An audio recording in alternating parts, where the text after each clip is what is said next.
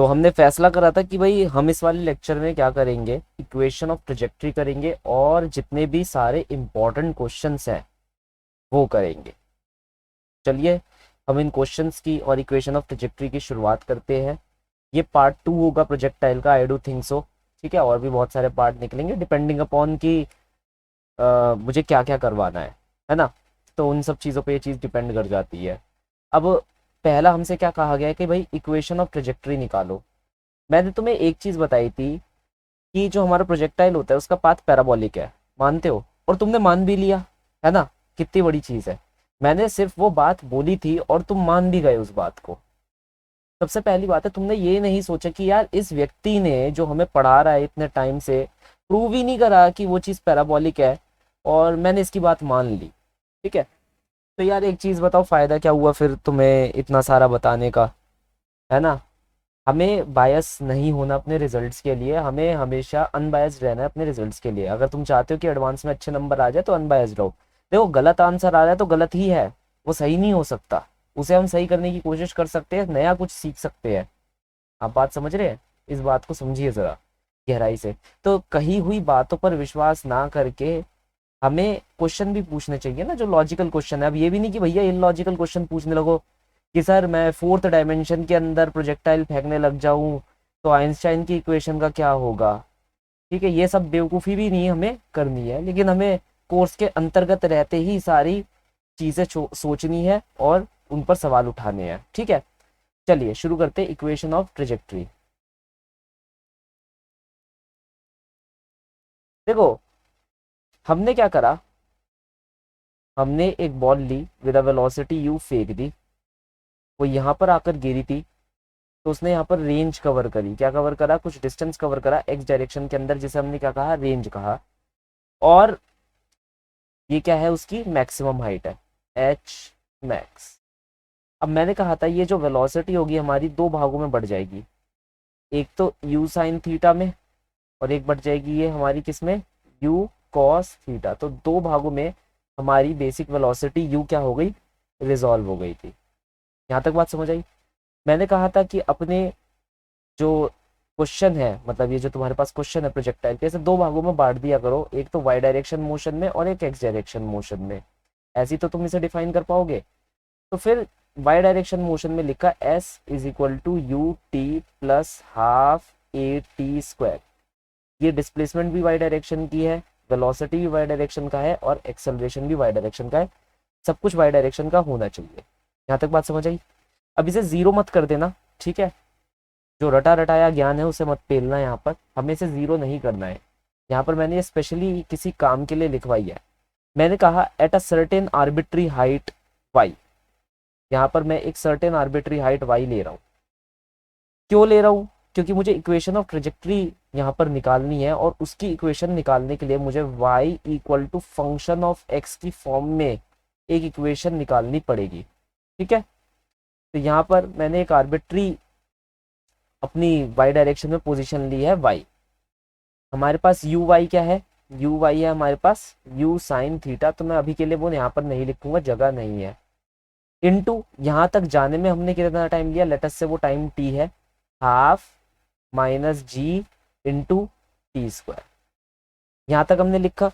अब हम बात करेंगे एक्स डायरेक्शन मोशन की। एक्स डायरेक्शन मोशन के अंदर तो यूनिफॉर्म वेलोसिटी मोशन है, मानते हो? तो मैं ये लिख सकता हूँ यू कॉस थीटा।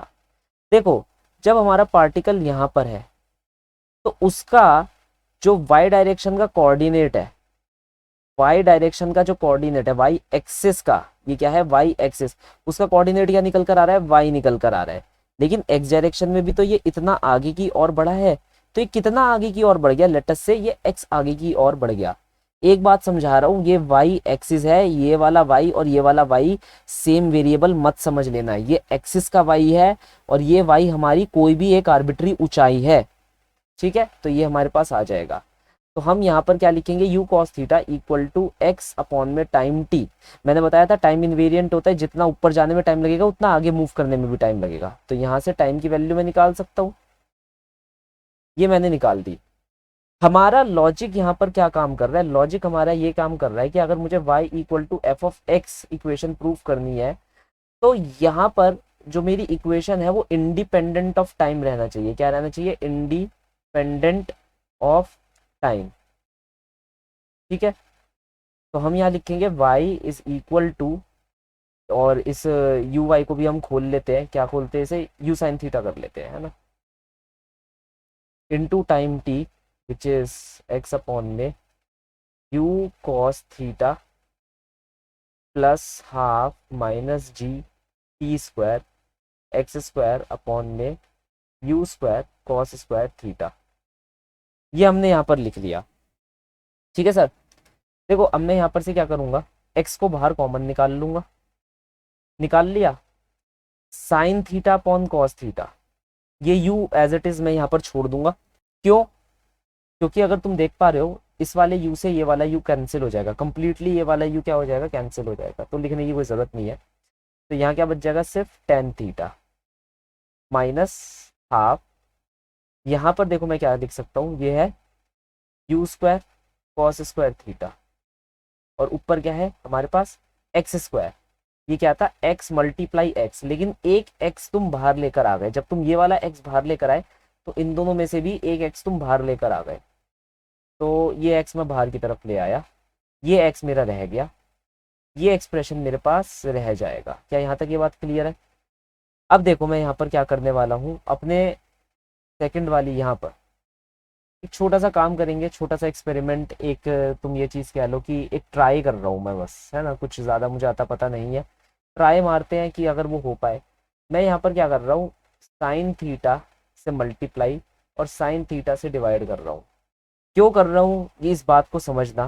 देखो अगर यहाँ टेन थीटा है तो मोस्ट पॉसिबली यहाँ पर भी टेन थीटा बनने के चांसेस है, क्योंकि कॉस स्क्वायर थीटा तो नीचे है ही, तो इसलिए साइन थीटा से डिवाइड और साइन थीटा से मैंने मल्टीप्लाई कर दिया, सिंपल सी बात थी। उससे मेरे पास क्या फायदा हो जाएगा, उससे मेरे पास ये फायदा हो जाएगा कि ये जो कॉस स्क्वायर थीटा है जो नीचे लिखा है उसे मैं ऐसे लिख सकता हूँ, cos theta multiplied by cos theta, है ना, जगह तो है नहीं मेरे पास, थोड़ी सी जगह बना लेते पहले यार।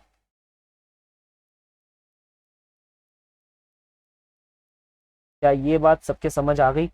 90% उन बच्चों के समझ में आएगी जो भाई इस वक्त कॉपी पेन लेकर बैठे हुए हैं, है ना। अब देखो ये ऊपर का जो साइन थीटा है और ये नीचे का जो कॉस थीटा है, ये क्या बन जाएगा, tan theta, simple as that. तो ये जो टेन थीटा बना और ये जो टेन थीटा बना इसे मैं बाहर ले लूंगा, लेकिन उससे पहले ना मैं यहाँ लिख देता हूँ, ये हो जाएगा tan theta minus half of you square cos theta sine theta upon में एक्स इंटू जी इंटू टेन थीटा। देखो मुझे पता है इस वक्त तक तो समझदार बच्चे समझ गए होंगे कि यार इसमें ना एक और गड़बड़ी है। क्या? यहाँ से एक्स टेन थीटा और ये जो टेन थीटा जब बाहर आ जाएगा तो इसे सर ऐसे लिख देंगे कि भाई ये तो बन गया एक्स टेन थीटा, लेकिन यहाँ बचा one minus one upon two you square sine theta cos theta, ऊपर बच गया हमारा जी इंटू एक्स। और इसकी जो वैल्यू होती है वो क्या होती है, रेंज। अगर तुम्हें याद होगा ये क्या होता है, ये रेंज होती है, याद आया, two u x u y upon में जी, है ना। तो यहाँ पर हम क्या लिखेंगे, इस चीज को रेंज लिख देंगे, तो x tan theta one minus, देखो अब टू हट जाएगा, ये वन बाय टू का तो कोई काम रह नहीं गया है, मैं इसे सीधा नीचे लिख दूंगा रेंज, और ऊपर बच जाएगा सिर्फ एक एक्स। तो ये जो हमारे पास निकल कर आई, ये इक्वेशन ऑफ ट्रेजेक्ट्री निकल कर आ रही है, क्योंकि यहाँ पर y is a function of x, purely a function of x, simple as that. ये मैंने इक्वेशन ऑफ ट्रेजेक्ट्री बता दी यहाँ पर। अब तुम कहोगे सर वो तो ठीक है आपने बता दी इक्वेशन ऑफ ट्रेजेक्ट्री, लेकिन आपने अभी तक प्रूव नहीं करा कि ये पैराबोलिक है या नहीं है। यार वो मैं प्रूव कर चुका हूँ, पता है कैसे, अगर तुम ध्यान दोगे तो इस जगह पर आ जाओ, और अगर तुम्हें इस जगह पर नहीं आना तो कोई बात नहीं, कोई फर्क नहीं पड़ता, इस एक्स को अंदर मल्टीप्लाई कर दो, टेन थीटा को बाहर रखना, उसे बाहर रख दो। जरा ध्यान से देखो, तुम्हें नहीं लगता कि अगर मैं इस इक्वेशन को इससे कंपेयर करता हूं जो मैं क्लास में भी बता चुका हूं, y equal to A x square plus B x plus C, क्या है ये, पैराबोला की इक्वेशन है। तो तुम्हें नहीं लगता क्या ये पैराबोलिक इक्वेशन है, इसके अंदर a की वैल्यू क्या है, माइनस टेन थीटा अपॉन में आर। ध्यान से देखो, अगर ये टेन थीटा अंदर मल्टीप्लाई हो जाता है तो ये हो जाएगा tan theta x minus x square tan theta upon में आर। मानते हो?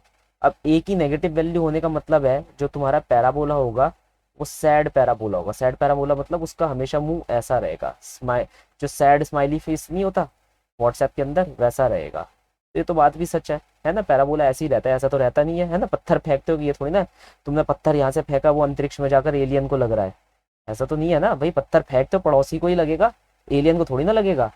लग भी सकता है भाई, क्या भरोसा तुम्हारा पड़ोसी एलियन हो या तुम एलियन हो। क्वेश्चन करें अब, है ना? सबसे पहला क्वेश्चन बहुत ही इजी से शुरू करूंगा ये, ठीक है? जैसे जैसे हम नीचे जाते जाएंगे वो क्वेश्चन हार्ड होते जाएंगे। वैसे तो ये दो क्वेश्चन के बाद ही हार्ड होने वाला है मामला। है what is the average velocity when projectile moves from O to A. अब यहाँ पर डायग्राम नहीं बना रखा, मैं डायग्राम बना देता हूँ।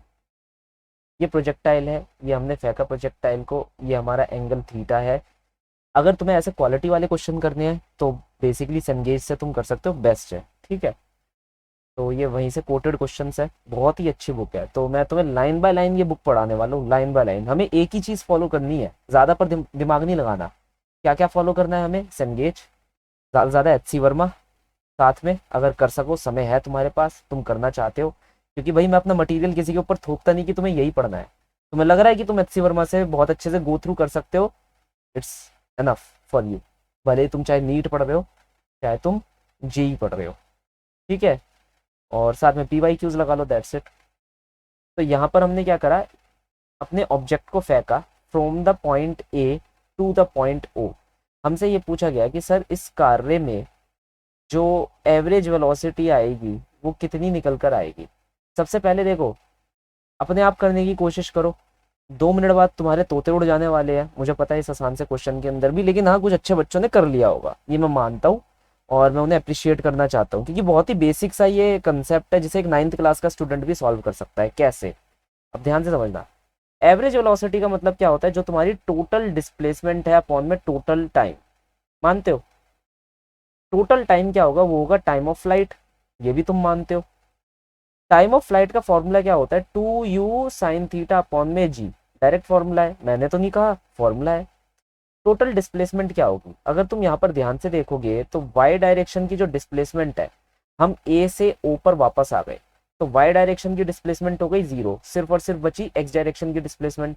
कितनी है एक्स डायरेक्शन की डिस्प्लेसमेंट? वो रेंज के बराबर है। तो टोटल डिस्प्लेसमेंट क्या हो गई? सिर्फ एक्स डायरेक्शन की डिस्प्लेसमेंट हो गई। तो एक्स डायरेक्शन की डिस्प्लेसमेंट क्या है? रेंज के बराबर है। और रेंज का फॉर्मूला हमारा क्या होता है? इट इज 2ux अपॉन में जी। तो अगर यहाँ पर मैं एवरेज वेलोसिटी निकालूं, so that will B 2 times of u sine theta u cos theta upon में g। भाई टोटल डिस्प्लेसमेंट हुई तुम्हारी रेंज और टोटल टाइम हुआ तुम्हारा टाइम ऑफ फ्लाइट। तो बस उन दोनों की रेशो ही तो निकालनी है ना? तो ये रही मेरी रेंज और ये रहा मेरा टाइम ऑफ फ्लाइट। 2 से 2 कैंसिल, u से u कैंसिल, g से g कैंसिल, साइन थीटा से साइन थीटा कैंसिल। कोई और कलर ले लेता हूँ। साइन थीटा से साइन थीटा कैंसिल, क्या बचा? सिर्फ u कॉस थीटा। क्या बचा? सिर्फ u cos theta. That's it, that is the answer. तो एवरेज वेलोसिटी तुम्हारी क्या हो गई? u cos theta. मैं फिर से दोहरा देता हूँ। टोटल डिस्प्लेसमेंट में वाई डायरेक्शन की डिस्प्लेसमेंट तुम्हारी 0 होगी, सिर्फ और सिर्फ एक्स डायरेक्शन की डिस्प्लेसमेंट मैटर करेगी, और वो भी किसके बराबर होगी? रेंज के बराबर होगी। रेंज का और टाइम ऑफ फ्लाइट का डायरेक्ट फॉर्मूला हमारे को पता है, उस डायरेक्ट फॉर्मूले को यहाँ पर लगा दो, रेंज अपॉन में टाइम ऑफ फ्लाइट का एक्सप्रेशन आ जाएगा, रेशो निकाल लो, will be getting the answer. ये बहुत ही अच्छा येट एक बहुत ही ईजी क्वेश्चन है, लेकिन इसे मैंने क्यों करवाया है? क्योंकि ये नीट वालों के लिए इंपॉर्टेंट है। किसके लिए? नीट वालों के लिए। मेंस वालों के लिए इंपॉर्टेंट नहीं है, ऐसा फालतू का क्वेश्चन मेंस और एडवांस के अंदर नहीं आता, नीट वालों के लिए इंपॉर्टेंट है। ये वाला क्वेश्चन भी कर लेते हैं। ये कह रहा है a particle is projected with a velocity u equal to 10 metre पर second at an angle 37 degree with the horizontal. देखो सबसे पहली बात तो है, मुझे ये 37 डिग्री तुम्हें बताना पड़ेगा वापस, ठीक है? अगर तुमने मेरी बेसिक मैथमेटिक्स की क्लास स्किप कर दी है। 37 डिग्री और 53 डिग्री ये बहुत ही इंपॉर्टेंट एंगल्स होते हैं। 3, 4, 5 ये याद रखना, एक ट्राइंगल होता है 3 4 5, जिसका सामने वाला एंगल क्या होता है 37 डिग्री। याद कैसे करेंगे, 37 डिग्री है तो सामने वाला क्या होगा 3 होगा, 3 3, ठीक है, 3 और 3 सेम है, 3 ये भी 3 ये भी, तो 37 डिग्री का ट्राइंगल क्या बनता है 3 4 5। ये ट्राइंगल को हमेशा याद रखना, इससे तुम्हारे को बहुत मदद मिलने वाली है आगे जाकर, है ना। यहाँ पर तुम कॉस साइन टैन कॉट सारी ट्रिग्नोमेट्रिक वैल्यूज की रेशो अब निकाल सकते हो। इसने हमसे क्या कहा कि एक पार्टिकल है वो प्रोजेक्ट करा जा रहा है विद अ वेलोसिटी 10 मीटर पर second at an angle 37 degree with the horizontal, horizontal से 37 डिग्री। याद रखना, देखो एक चीज मैं बता रहा हूँ अपने एक्सपीरियंस पर, ये लोग बड़े मतलब चालू किस्म के लोग होते हैं, सच बात बता रहा हूँ। आईआईटी में जो पेपर बनाते हैं वो यहाँ लिख देते हैं विद रिस्पेक्ट टू वर्टिकल, तो अगर वर्टिकल लिखे तो वर्टिकल से ये वाला एंगल होगा एंगल अल्फा, वर्टिकल लाइन से चिपका हुआ एंगल फिर हम एंगल अल्फा मानेंगे, उसकी वैल्यू तुम्हारे को यहाँ दे रखी होगी। अगर यहाँ लिख दिया वर्टिकल, तो इन सब चीजों से ना थोड़ा बचकर रहना, क्योंकि क्या होता है क्वेश्चन करने की जल्दी होती है और हम क्वेश्चन को आधा अधूरा पढ़कर करना शुरू कर देते हैं। हमने देखा एंगल है, हमने देखा वेलोसिटी है, करना शुरू कर दिया, और सच कह रहा हूँ तुमने नहीं देखा कि वहां वर्टिकल लिखा हुआ है, तुम्हारा आंसर गलत आ जाएगा। एज अ फैकल्टी होने के नाते मैं तुम्हें बता रहा हूँ कि ऐसी गलती मत करना, बड़ी माइनर सी गलती होती है लेकिन आंसर हमारा पूरा खराब कर देती है। अब यहां तक ये बात समझ आई। अब हमसे क्या कहा जा रहा है, वेलोसिटी निकालो आफ्टर 1 सेकेंड। आफ्टर 1 सेकेंड के बाद हमारी वेलोसिटी पूछ रहा है। सबसे पहली बात एक चीज याद रखो, ये 2 डायमेंशनल मोशन है।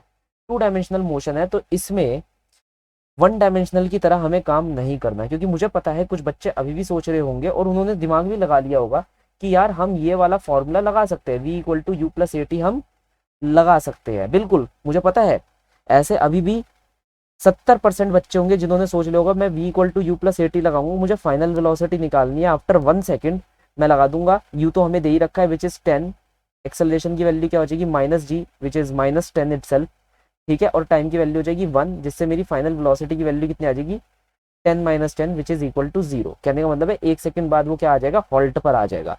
लेकिन याद रखो डियर स्टूडेंट्स कि ये चीज गलत कर रहे हो तुम, ये गलत कर रहे हो। क्यों? क्योंकि ये जो काम तुमने करा है ना, ये 1D वाला काम करा है, ठीक है, ये काम हमें नहीं करना, हमें थोड़ा सा दिमाग लगाना है ना, यहाँ पर छपरीबाजी नहीं करनी। ध्यान से समझो कैसे काम करना है। मैंने पहले ही बताया था प्रोजेक्टाइल मोशन जिस समय पढ़ना स्टार्ट कर दो उस समय अपने मोशन को 2 पार्ट्स में डिवाइड करना शुरू कर दो, एक एक्स डायरेक्शन में और एक वाई डायरेक्शन में, सिंपल सी बात है। उसके बाद अपना आंसर निकालना शुरू करो। तो जिस व्यक्ति ने ये सोचा वो बिल्कुल गलत सोच रहा है, हमें ऐसे आंसर नहीं निकालना। हमें एक्स डायरेक्शन की वेलोसिटी अलग निकालनी है, हमें वाई डायरेक्शन की वेलोसिटी अलग निकालनी है। तो अगर मैं स्पेसिफिकली पहले एक्स डायरेक्शन की बात करूं, मुझे पता है कि एक्स डायरेक्शन में एक्सेलरेशन 0 होता है, जिसकी वजह से उसके अंदर यूनिफॉर्म वेलोसिटी मोशन होता है, वहां कोई भी एक्सेलरेशन एग्जिस्ट नहीं कर रहा होता। तो जो उसकी वेलोसिटी होगी वो क्या होने वाली है, u cos थीटा ही रहने वाली है, उसमें कोई चेंज नहीं होगा। यहाँ तक बात समझ आई। u की वैल्यू कितनी दे रखी है, 10 दे रखी है।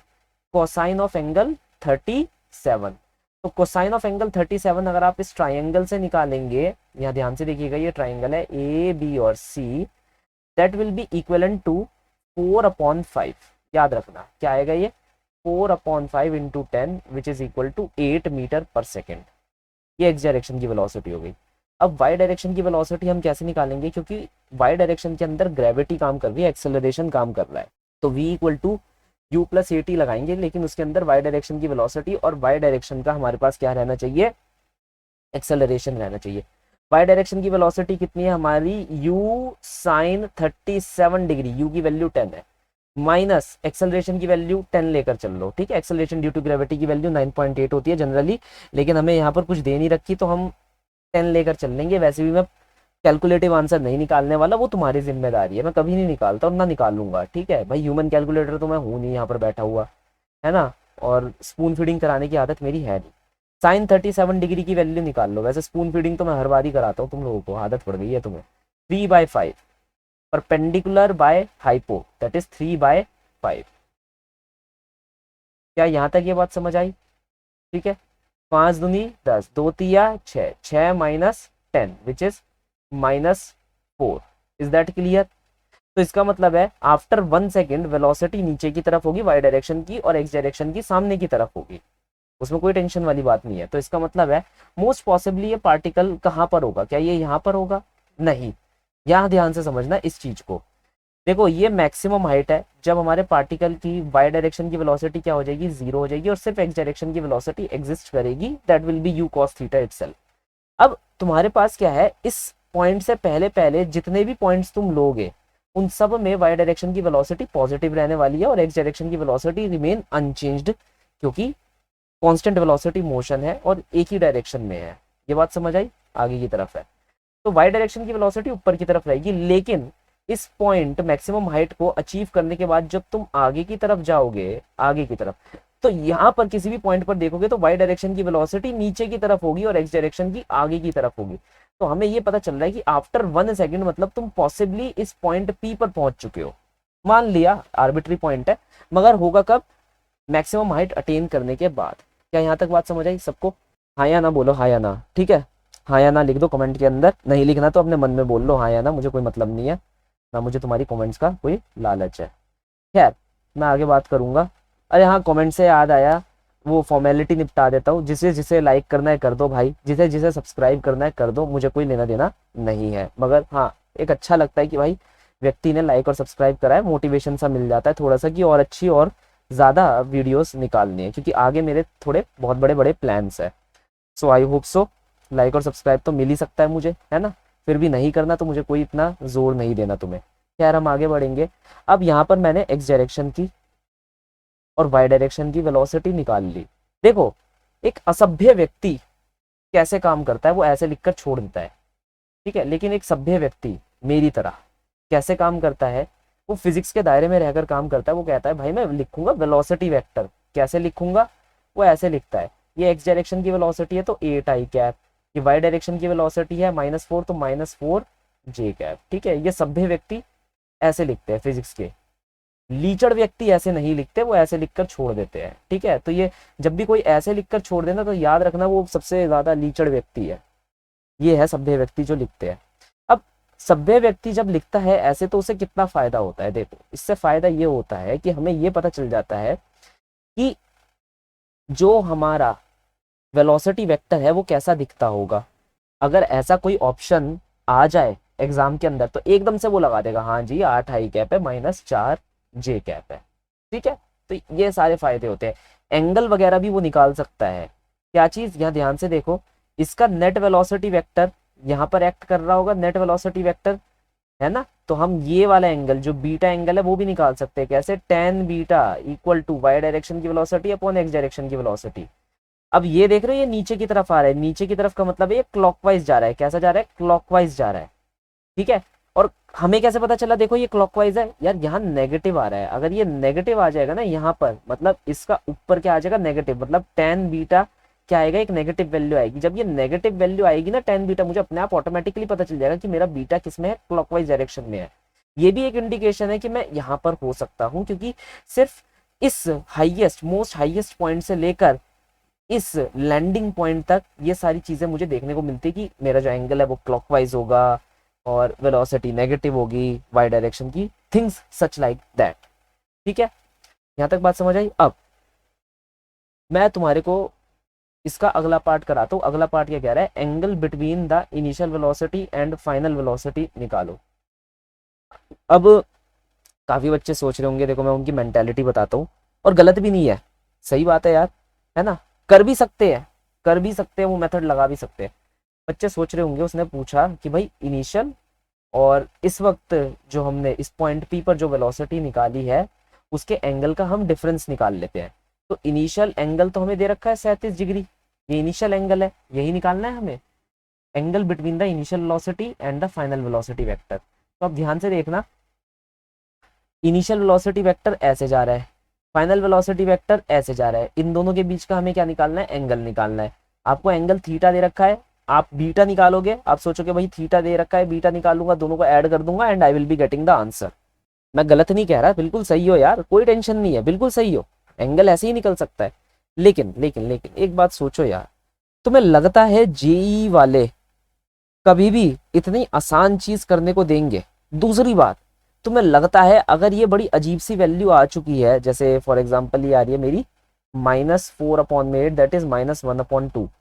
क्या तुम बीटा की ऐसी वैल्यू निकाल सकते हो सच दैट जहां पर 10 की वैल्यू -1/2 तुम्हें दिख रही हो? लॉजिकल सवाल पूछा है मैंने, क्योंकि हमें कितना याद है भाई, हमें तो एनसीईआरटी की ट्रिग्नोमेट्रिक टेबल याद है, उससे ज्यादा तो कुछ याद नहीं है, ना मुझे याद है ना तुम्हें याद है। ज्यादा से ज्यादा मुझे एक्स्ट्रा वो 37 डिग्री 53 डिग्री का ट्राइंगल याद था, वो मैंने तुम्हें बता दिया। यहाँ तक बात समझ आई? तो मतलब हम फंस गए। अब हम फंस गए तो अब हम क्या करें? देखो, यहाँ पर जेई ने ये सोचकर ये सवाल नहीं बनाया कि भाई इसमें तुम ये वाला मेथड लगाओगे जो अभी हमने बात करी है। वो मेथड बिल्कुल सही है, वो प्रैक्टिकल पर्पस के हिसाब से बिल्कुल सही है। अगर तुम्हारे पास मेरी तरह साइंटिफिक कैलकुलेटर यूज करने की इजाजत है, मतलब अगर तुम्हारे को अलाउड है साइंटिफिक कैलकुलेटर यूज करना, दैट विल बी लाइक कि तुम एक चुटकी में उसका आंसर निकाल लोगे। लेकिन अगर तुम्हारे पास इजाजत नहीं है तो तुम कैसे करोगे? मैंने तुम्हें एक चीज पढ़ाई जिसे हम कहते हैं डॉट प्रोडक्ट। क्या कहते हैं हम? Dot product. जिसे जिसे नहीं याद मैं फिर से बता देता हूँ। Dot product multiplication of two vectors में आता है। जब आप प्रोडक्ट ऑफ टू वेक्टर्स निकाल रहे हैं, it is also called as scalar product. क्या कहलाता है ये? Scalar product. इसका फॉर्मूला क्या होता है? A dot b is equal to modulus of a modulus of b into cosine of angle theta. फायदा क्या हुआ? फायदा ये हुआ कि अब हम सर यहाँ पर कोसाइन ऑफ एंगल थीटा को लिख सकते हैं A vector dot B vector upon में A vector modulus B vector का मॉडुलस। अब जिन जिन बच्चों को नहीं पता ए डॉट बी वेक्टर हम निकालते कैसे है, वो मैं बता देता हूँ कि ये ऊपर वाली टर्म हम निकालते कैसे है। मान लो एक वेक्टर है A X I cap A Y J cap. ऐसी दूसरा वेक्टर है B X I cap B Y J cap. अगर तुमने लिखा ए डॉट बी लिखा या फिर तुमने बी डॉट ए लिखा, ये एक ही बात है। ए डॉट बी या बी डॉट ए एक ही बात है। तो याद रखना, एक्स को एक्स वाले कंपोनेंट से मल्टीप्लाई करना, एक्स को एक्स वाले कंपोनेंट से और वाई को वाई वाले कंपोनेंट से मल्टीप्लाई करना। बस ऐसे करके आप ए डॉट बी की वैल्यू निकाल सकते हैं। ठीक है, मैंने सब कुछ रिवाइज करवा दिया।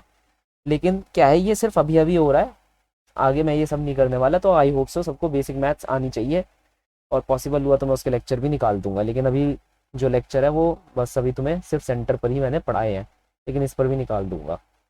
चलो, अब हमने यहाँ पर क्या करा? हमने लगाई चतुराई। हमें angle in between two vectors निकालना है। तुम कहोगे angle in between two vectors कैसे? मैंने कहा फाइनल वेलोसिटी वेक्टर तो तुमने निकाल लिया था ना, 8 कैप माइनस 4 जे कैप।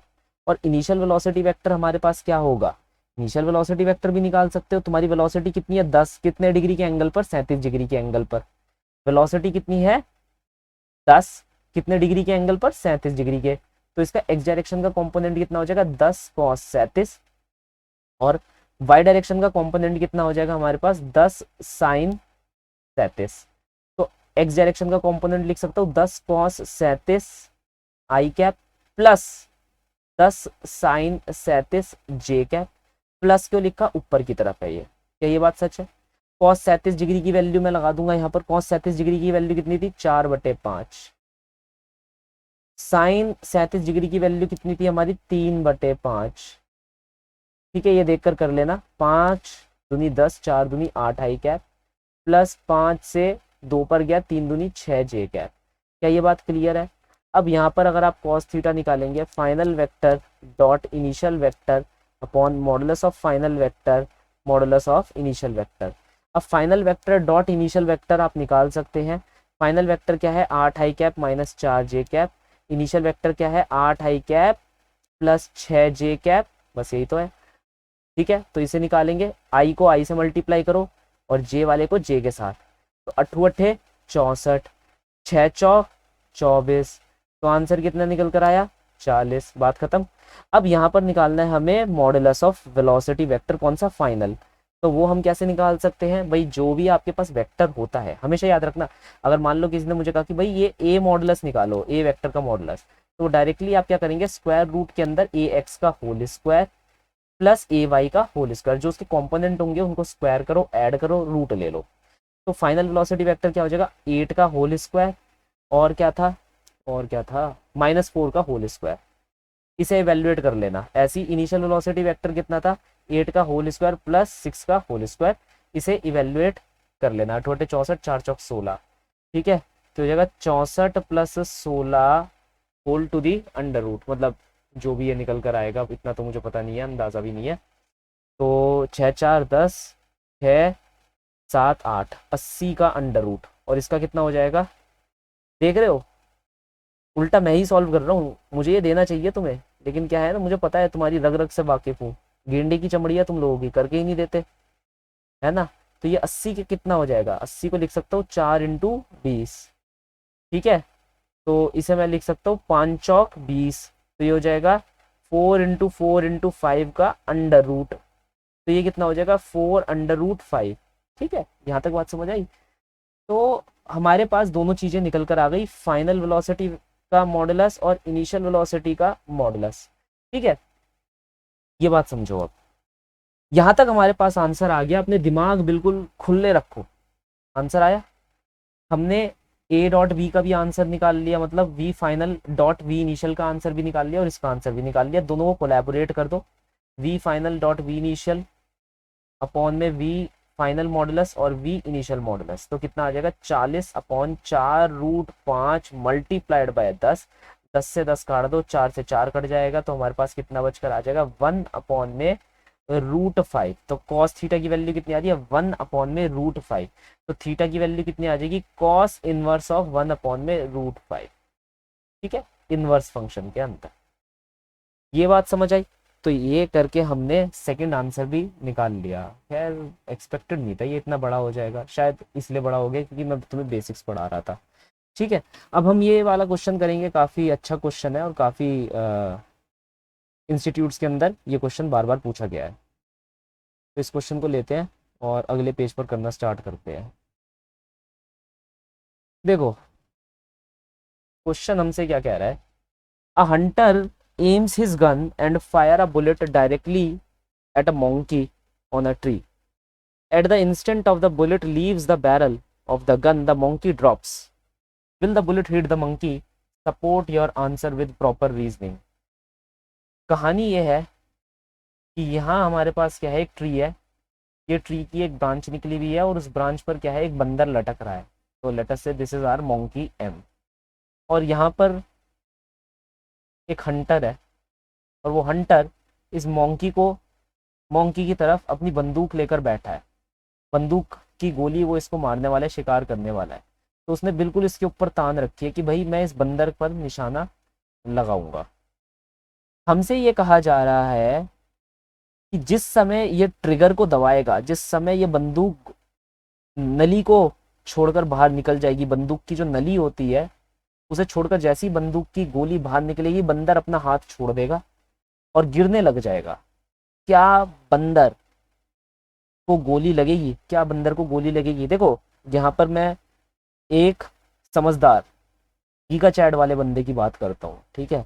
जो बंदा होता है ना गीगा चैट, बिल्कुल वो एक अलग ही कंसेप्ट ले आता है, ठीक है, और आंसर भी निकाल देता है और उसका कंसेप्ट में भी कोई गलती नहीं होती है ना, उसका कंसेप्ट लेकर आता हूँ। उस व्यक्ति ने मुझे क्या कहा, उस व्यक्ति ने मुझे कहा कि सर एक बात है, मान लो यहाँ पर ग्रेविटी नहीं है, एक पल के लिए मैंने कहा चलो ठीक है भाई मान लेता हूँ यहाँ पर ग्रेविटी नहीं है। अगर यहाँ ग्रेविटी नहीं होगी तो बंदर अगर यहाँ से हाथ छोड़ेगा भी ना तो यहीं पर टंगा रहने वाला है, और ये जो गोली है, बंदूक की जो गोली है, वो स्ट्रेट लाइन में ट्रेवल करते हुए बंदर से टकरा जाएगी, ठीक है, और बंदर को गोली लग ही जानी है। ये तो रही इसकी बात। मैंने ये नहीं कहा कि इसने गलत बोला है, बिल्कुल इसने फिजिक्स के दायरे में रहकर बिल्कुल सही बोला है। लेकिन क्या है, जिंदगी इतनी आसान नहीं होती, सच बात बोलूं, खासकर हम जेई वाले टीचरों की। हमेशा वहाँ पर क्या होते हैं, बच्चे होते हैं कुछ काफ़ी नर्डी टाइप के बच्चे होते हैं, और अच्छी बात भी है, नर्ड होने चाहिए, ठीक है, मेरी ऐसी कोई दुश्मनी नहीं है कि भाई मैं नर्डों से दुश्मनी कर रहा हूँ। लेकिन हाँ, वो कहते हैं कि सर मेन बात है, ऐसा तो है नहीं कि ग्रेविटी ख़त्म हो जाएगी, है ना। आप ये चीज़ बताओ, मान लो ग्रेविटी है, मैं ये गीगा चैट की बात नहीं मानती या नहीं मानता, और मैं तो मानता हूँ भाई ग्रेविटी है ना, और मैंने पूरे पैसे भी दिए हैं भाई आपसे पढ़ने के लिए, है ना, तो उन पैसों का निचोड़ भी चाहिए मुझे। तो सर आप ये मान कर चलो ग्रेविटी है यहाँ पर, है ना, ग्रेविटी है, अब बताओ क्या बंदर को गोली लगेगी या नहीं लगेगी? मैंने कहा चलो ठीक है भाई, हम ये भी बात पता कर लेते हैं कि ग्रेविटी होने पर क्या बंदर को गोली लगेगी या नहीं लगेगी। देखो ग्रेविटी होने पर मेन बात क्या होगी, क्योंकि ये जो हमारा प्रोजेक्टाइल है ये एट एन एंगल थीटा है, ठीक है, तो ये एट एन एंगल थीटा पर हम प्रोजेक्ट कर रहे हैं। तो एक काम करते हैं, इसका वापस एक नया डायग्राम बनाते हैं कुछ ऐसे। तो ये हमारा बंदर है और ये हमारी बंदूक है, हमने उसकी तरफ पॉइंट आउट कर रखी है, एट एन एंगल थीटा हमारा प्रोजेक्टाइल जाएगा। हमारी बंदूक की गोली का अगर मैं ट्रेजेक्ट्री निकालूं तो वो बंदूक की गोली की जो ट्रेजेक्ट्री होगी वो कुछ ऐसे होगी, मानते नहीं मानते? ठीक है, थोड़ी सी और सही से बना देता हूँ, ऐसे होगी, मानते नहीं मानते? अब मेन बात ये है, ये जो बंदर है ये नीचे गिरेगा, अगर ये इस ट्रेजेक्ट्री पर फॉल कर जाता है तो उसे गोली लग जाएगी। पहली चीज मैंने ये कहा कि अगर ये बंदर इस ट्रेजेक्ट्री पर इंटरसेक्ट करता है, फॉल करता है, तो गोली लगना तय है, गोली लगना तय है। ठीक है, उसे गोली लगेगी ही लगेगी। लेकिन ये इसमें भी एक केस है, क्या केस है? उसे गोली कब लगेगी? जब ये गोली खुद इस पॉइंट पर प्रेजेंट होगी, जब ये गोली खुद इस पॉइंट पी पर प्रेजेंट होगी जिस समय ये बंदर गिर रहा है। मतलब बंदर के गिरने का समय यहां से यहां तक का अगर इस गोली के यहां से यहां तक के जाने के समय के बराबर हो गया तो बंदर गलत जगह गलत समय पर प्रस्तुत था और इसलिए वो स्वर्ग सिधार जाएगा। ठीक है, टपलेगा। तो ये चीज हमें ध्यान में रखनी है। ठीक है, अब ऐसे वो स्वर्ग जाएगा या नर्क जाएगा, भाई वो तुम लोगों के ऊपर है ना, वो तो तुम देखो। मेरा काम क्या है, उस बंदर को कहीं ना कहीं पहुंचा देना। तो यहाँ पर मेन बात क्या है, मेरे पास लॉजिक क्या आया? लॉजिक क्या आया कि अगर प्रोजेक्टाइल का समय बंदर के गिरने के समय के बराबर हो जाए, अगर हो गया मान लो, तो भाई ये काम होकर रहेगा कि जो ये बंदर है वो गोली खाकर रहेगा। ये बात मानते हो? सबके सब बिल्कुल माननी भी चाहिए। अब यहाँ पर ध्यान से देखना, मैं यहाँ से कुछ चीजें हटा देता हूँ। मैंने ये माना यहाँ से यहाँ तक की दूरी कितनी है मेरी? वाई है, या कह लो वाई नॉट है। यहाँ से यहाँ तक का डिस्टेंस मेरा एक्स है। ये टाइम हटा देता हूँ। यहाँ से ये पूरी दूरी, ये मतलब ये जो बंदर है ना, यहाँ पर ये बंदर बी, मान लो ये पॉइंट है तुम्हारा सी और ये पॉइंट है ए। तो यहाँ पर एक ऐसा ट्राइंगल बन रहा है। क्या ट्राइंगल बन रहा है? बी सी ए, और ये एंगल क्या है हमारा? थीटा एंगल है। इसमें ये जो बी सी है ये वाई है और ये ए सी हमारा क्या है? एक्स है। क्या ये बात समझ आई? ठीक है, और मान लिया ये बंदर का, जो बंदर बी से पी तक आया, इसने वाई डैश कवर करा। यहाँ तक बात समझ आई? अब सबसे पहली बात है, मैं यहाँ पर क्या लिखूंगा? मैं कहूंगा time of flight of this projectile to attain this particular height PC. PC को अटेन करने के लिए कितना समय इस प्रोजेक्टाइल ने लिया? तो that will B you sine theta T minus half ji t square. क्या ये बात सही है? बिल्कुल सही है। ठीक है, क्या ये बात सही है? बिल्कुल सही है। यहाँ तक बात समझ आई? अब बस हमें इस पीसी के बारे में ध्यान रखना है कि ये पीसी की वैल्यू कितनी होगी। मैं इस पीसी की वैल्यू को क्या लिख सकता हूँ? Y naught minus Y dash. अब बंदर यहां से यहां गिरा, यहां से यहां की तरफ बंदर गिरा, तो उसने वाई डैश कवर करा। तो ये जो वाई डैश होगा बंदर के लिए डिस्प्लेसमेंट होगी, ये कितनी होगी? For monkey. अब अगर तुम लोग ये सोच रहे हो ये मैंने कैसे लिख दिया, s equal to u t plus half a t square लगाना, तुम्हारा आंसर आ जाएगा। वही रटी रटाई इक्वेशन में लगाया जा रहा हूँ मैं, बार बार साइन कन्वेंशन और वैल्यूज नहीं बताऊंगा। किसी को अगर प्रॉब्लम हो रही है आकर मेरे से पर्सनली बात करें 8383041383 पर। ठीक है, खैर वाई डैश की मैं वैल्यू निकालता हूँ। बंदर ने यहाँ से यहाँ आने में टाइम लिया टी, तो s is equal to, s क्या होगा इसका? नेगेटिव होगा, क्योंकि नीचे गिर रहा है बंदर। बंदर क्या कर रहा है? यहाँ से नीचे की तरफ गिर रहा है। S is equal to u, u कितना है? 0, half minus g t of बंदर का होल स्क्वायर। मान लो बंदर ने टाइम लिया टी ऑफ बंदर। ठीक है, तो अब हमने यहाँ पर क्या करा? Y dash will be equal to 1/2 t of बंदर का होल स्क्वायर। क्या मैं ये लिख सकता हूँ?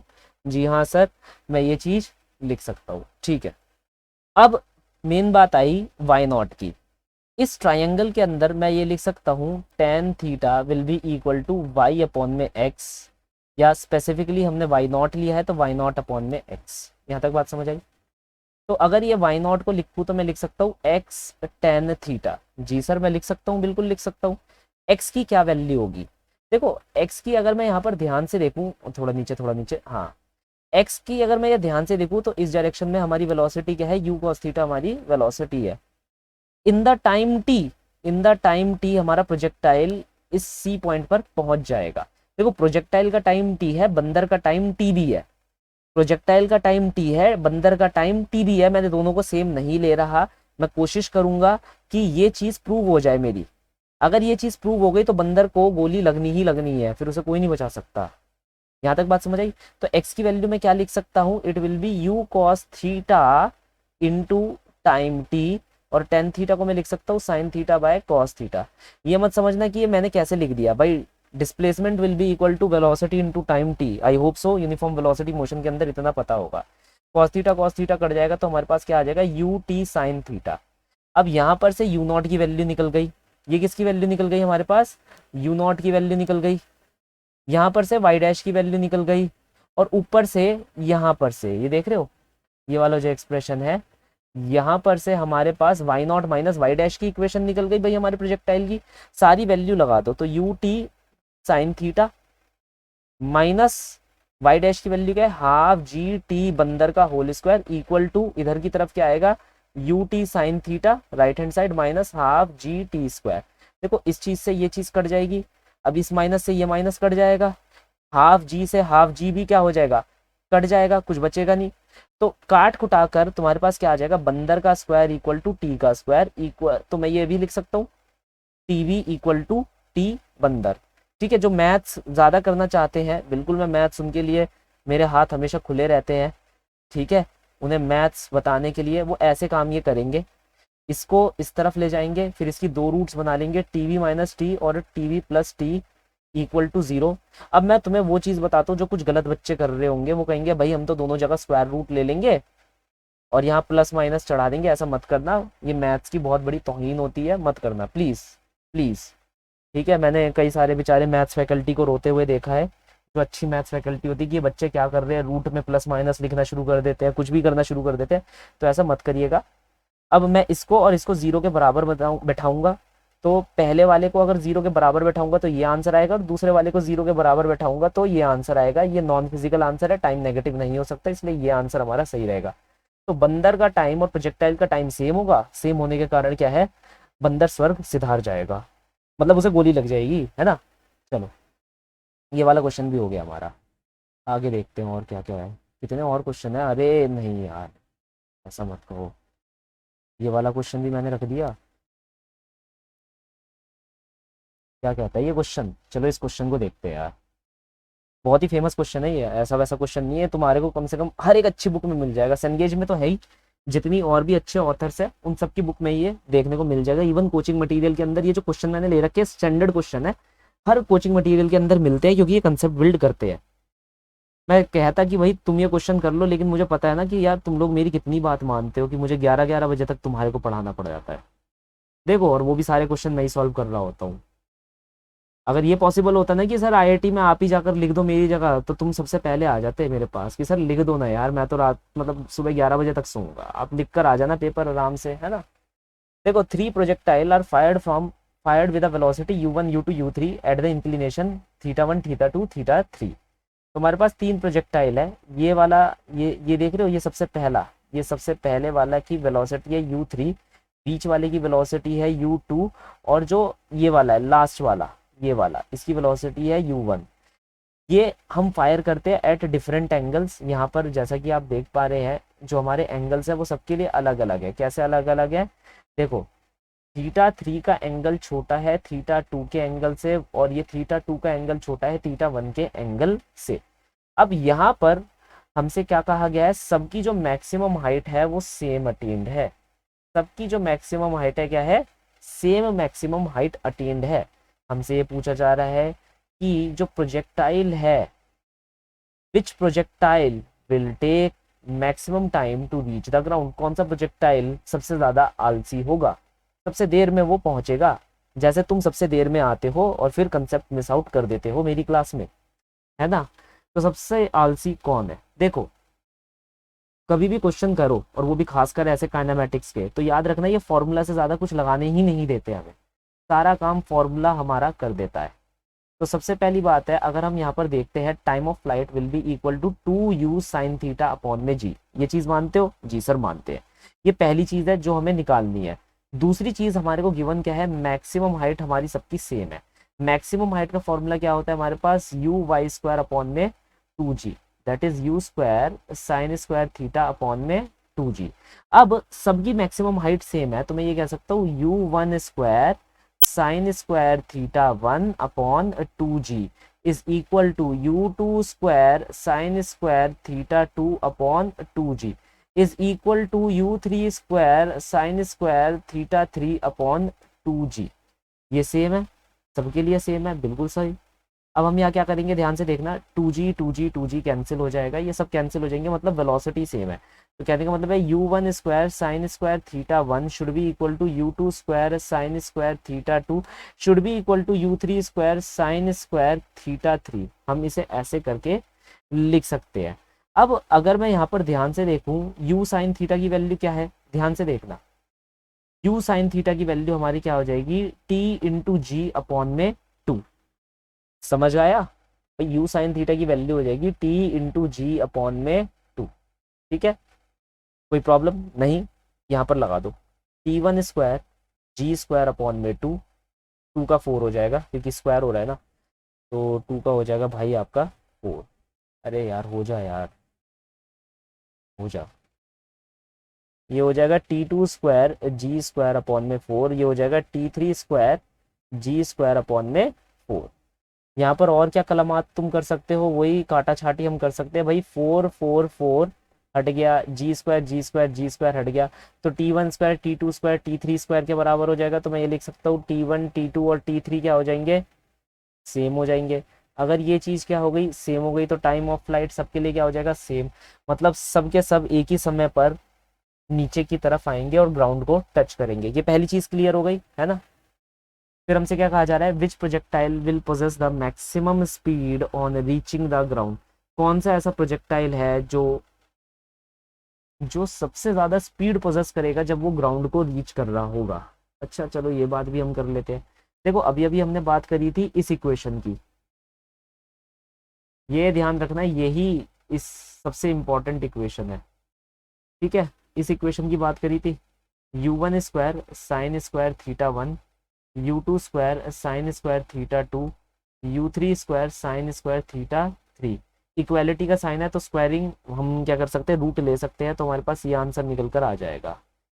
ये सबसे इम्पोर्टेंट चीज़ है। अच्छा, अब तुम्हारे को अगर बेसिक मैथ्स मतलब जेई पॉइंट ऑफ व्यू से ओवरऑल सीखना है तो कहूँगा सेनगेज पढ़ लो, उससे तुम्हारे को इतना आत्मज्ञान मिल जाएगा कि निर्वाणा पालोगे तुम। मतलब बेस्ट बुक है वो मैथमेटिक्स की और मोस्ट हार्डेस्ट बुक है, उसे जिसने कर लिया 280 मार्क्स से कम उसके आ नहीं सकते। ये लिख कर दावा कर रहा हूँ मैं, मैथ्स की बुक को लिख कर दावा कर रहा हूँ। खैर ये बात तुम्हारे पास आई, u one sine theta 1 u two sine theta 2 u three sine theta 3। अब एक चीज देखो, अगर इन तीनों को सेम होना है, अगर इन तीनों को सेम होना है, मैं इन दोनों को ले लेता हूँ, इन दोनों को ले लेता हूँ, मान लो मैं। अगर तुम्हें याद होगा साइन थीटा का जो कर्व होता है हमारा वो दिखता कैसा है, वो कुछ ऐसा दिखता है, जहां पर ये एंगल हमारा क्या होता है 90 डिग्री होता है, ये एंगल क्या होता है 90 डिग्री यहाँ तक। तो अगर तुम 90 डिग्री तक की जर्नी को देखोगे तो साइन बढ़ता जा रहा है, साइन की जो वैल्यू है, साइन थीटा की जो वैल्यू है वो बढ़ती जा रही है ना। 90 डिग्री तक के ही एंगल पर हमें फोकस करना है, उससे आगे फोकस नहीं करना, क्योंकि प्रोजेक्टाइल हमेशा एक्यूट एंगल पे फेंका जाता है, ऑब्ट्यूज पे नहीं। तो 0 से 90 डिग्री तक हमें फोकस करना है। तो जैसे जैसे तुम्हारा एंगल बढ़ रहा है वैसे वैसे साइन थीटा की क्या है, वैल्यू बढ़ रही है। ये बात समझ आई? अब अगर मैं 1 और 2 को देखूं, ये मेरा 1 है और ये मेरा 2 है, ये मेरा 1 है, ये मेरा 2 है। तो 1 का एंगल कम है और उसकी वेलोसिटी u1 है, और 2 का एंगल ज्यादा है और उसकी वेलोसिटी क्या है, u2 है। मगर मुझे उन दोनों को इक्वेट करना है। ठीक है, देखो एक चीज होती है 2 चौक 8, मानते नहीं मानते, 2 चौक 8, एक एग्जाम्पल ले रहा हूं मैं। 2 चौक 8, मैं इसे ऐसे भी लिख सकता हूँ 4 दूनी 8, बिल्कुल लिख सकता हूँ सर, वैलिड है। तो अगर मान लो ये 2 है और ये 4 है, तो ये कितना होना चाहिए, ये होना चाहिए 4 और ये होना चाहिए 2। मानते हो?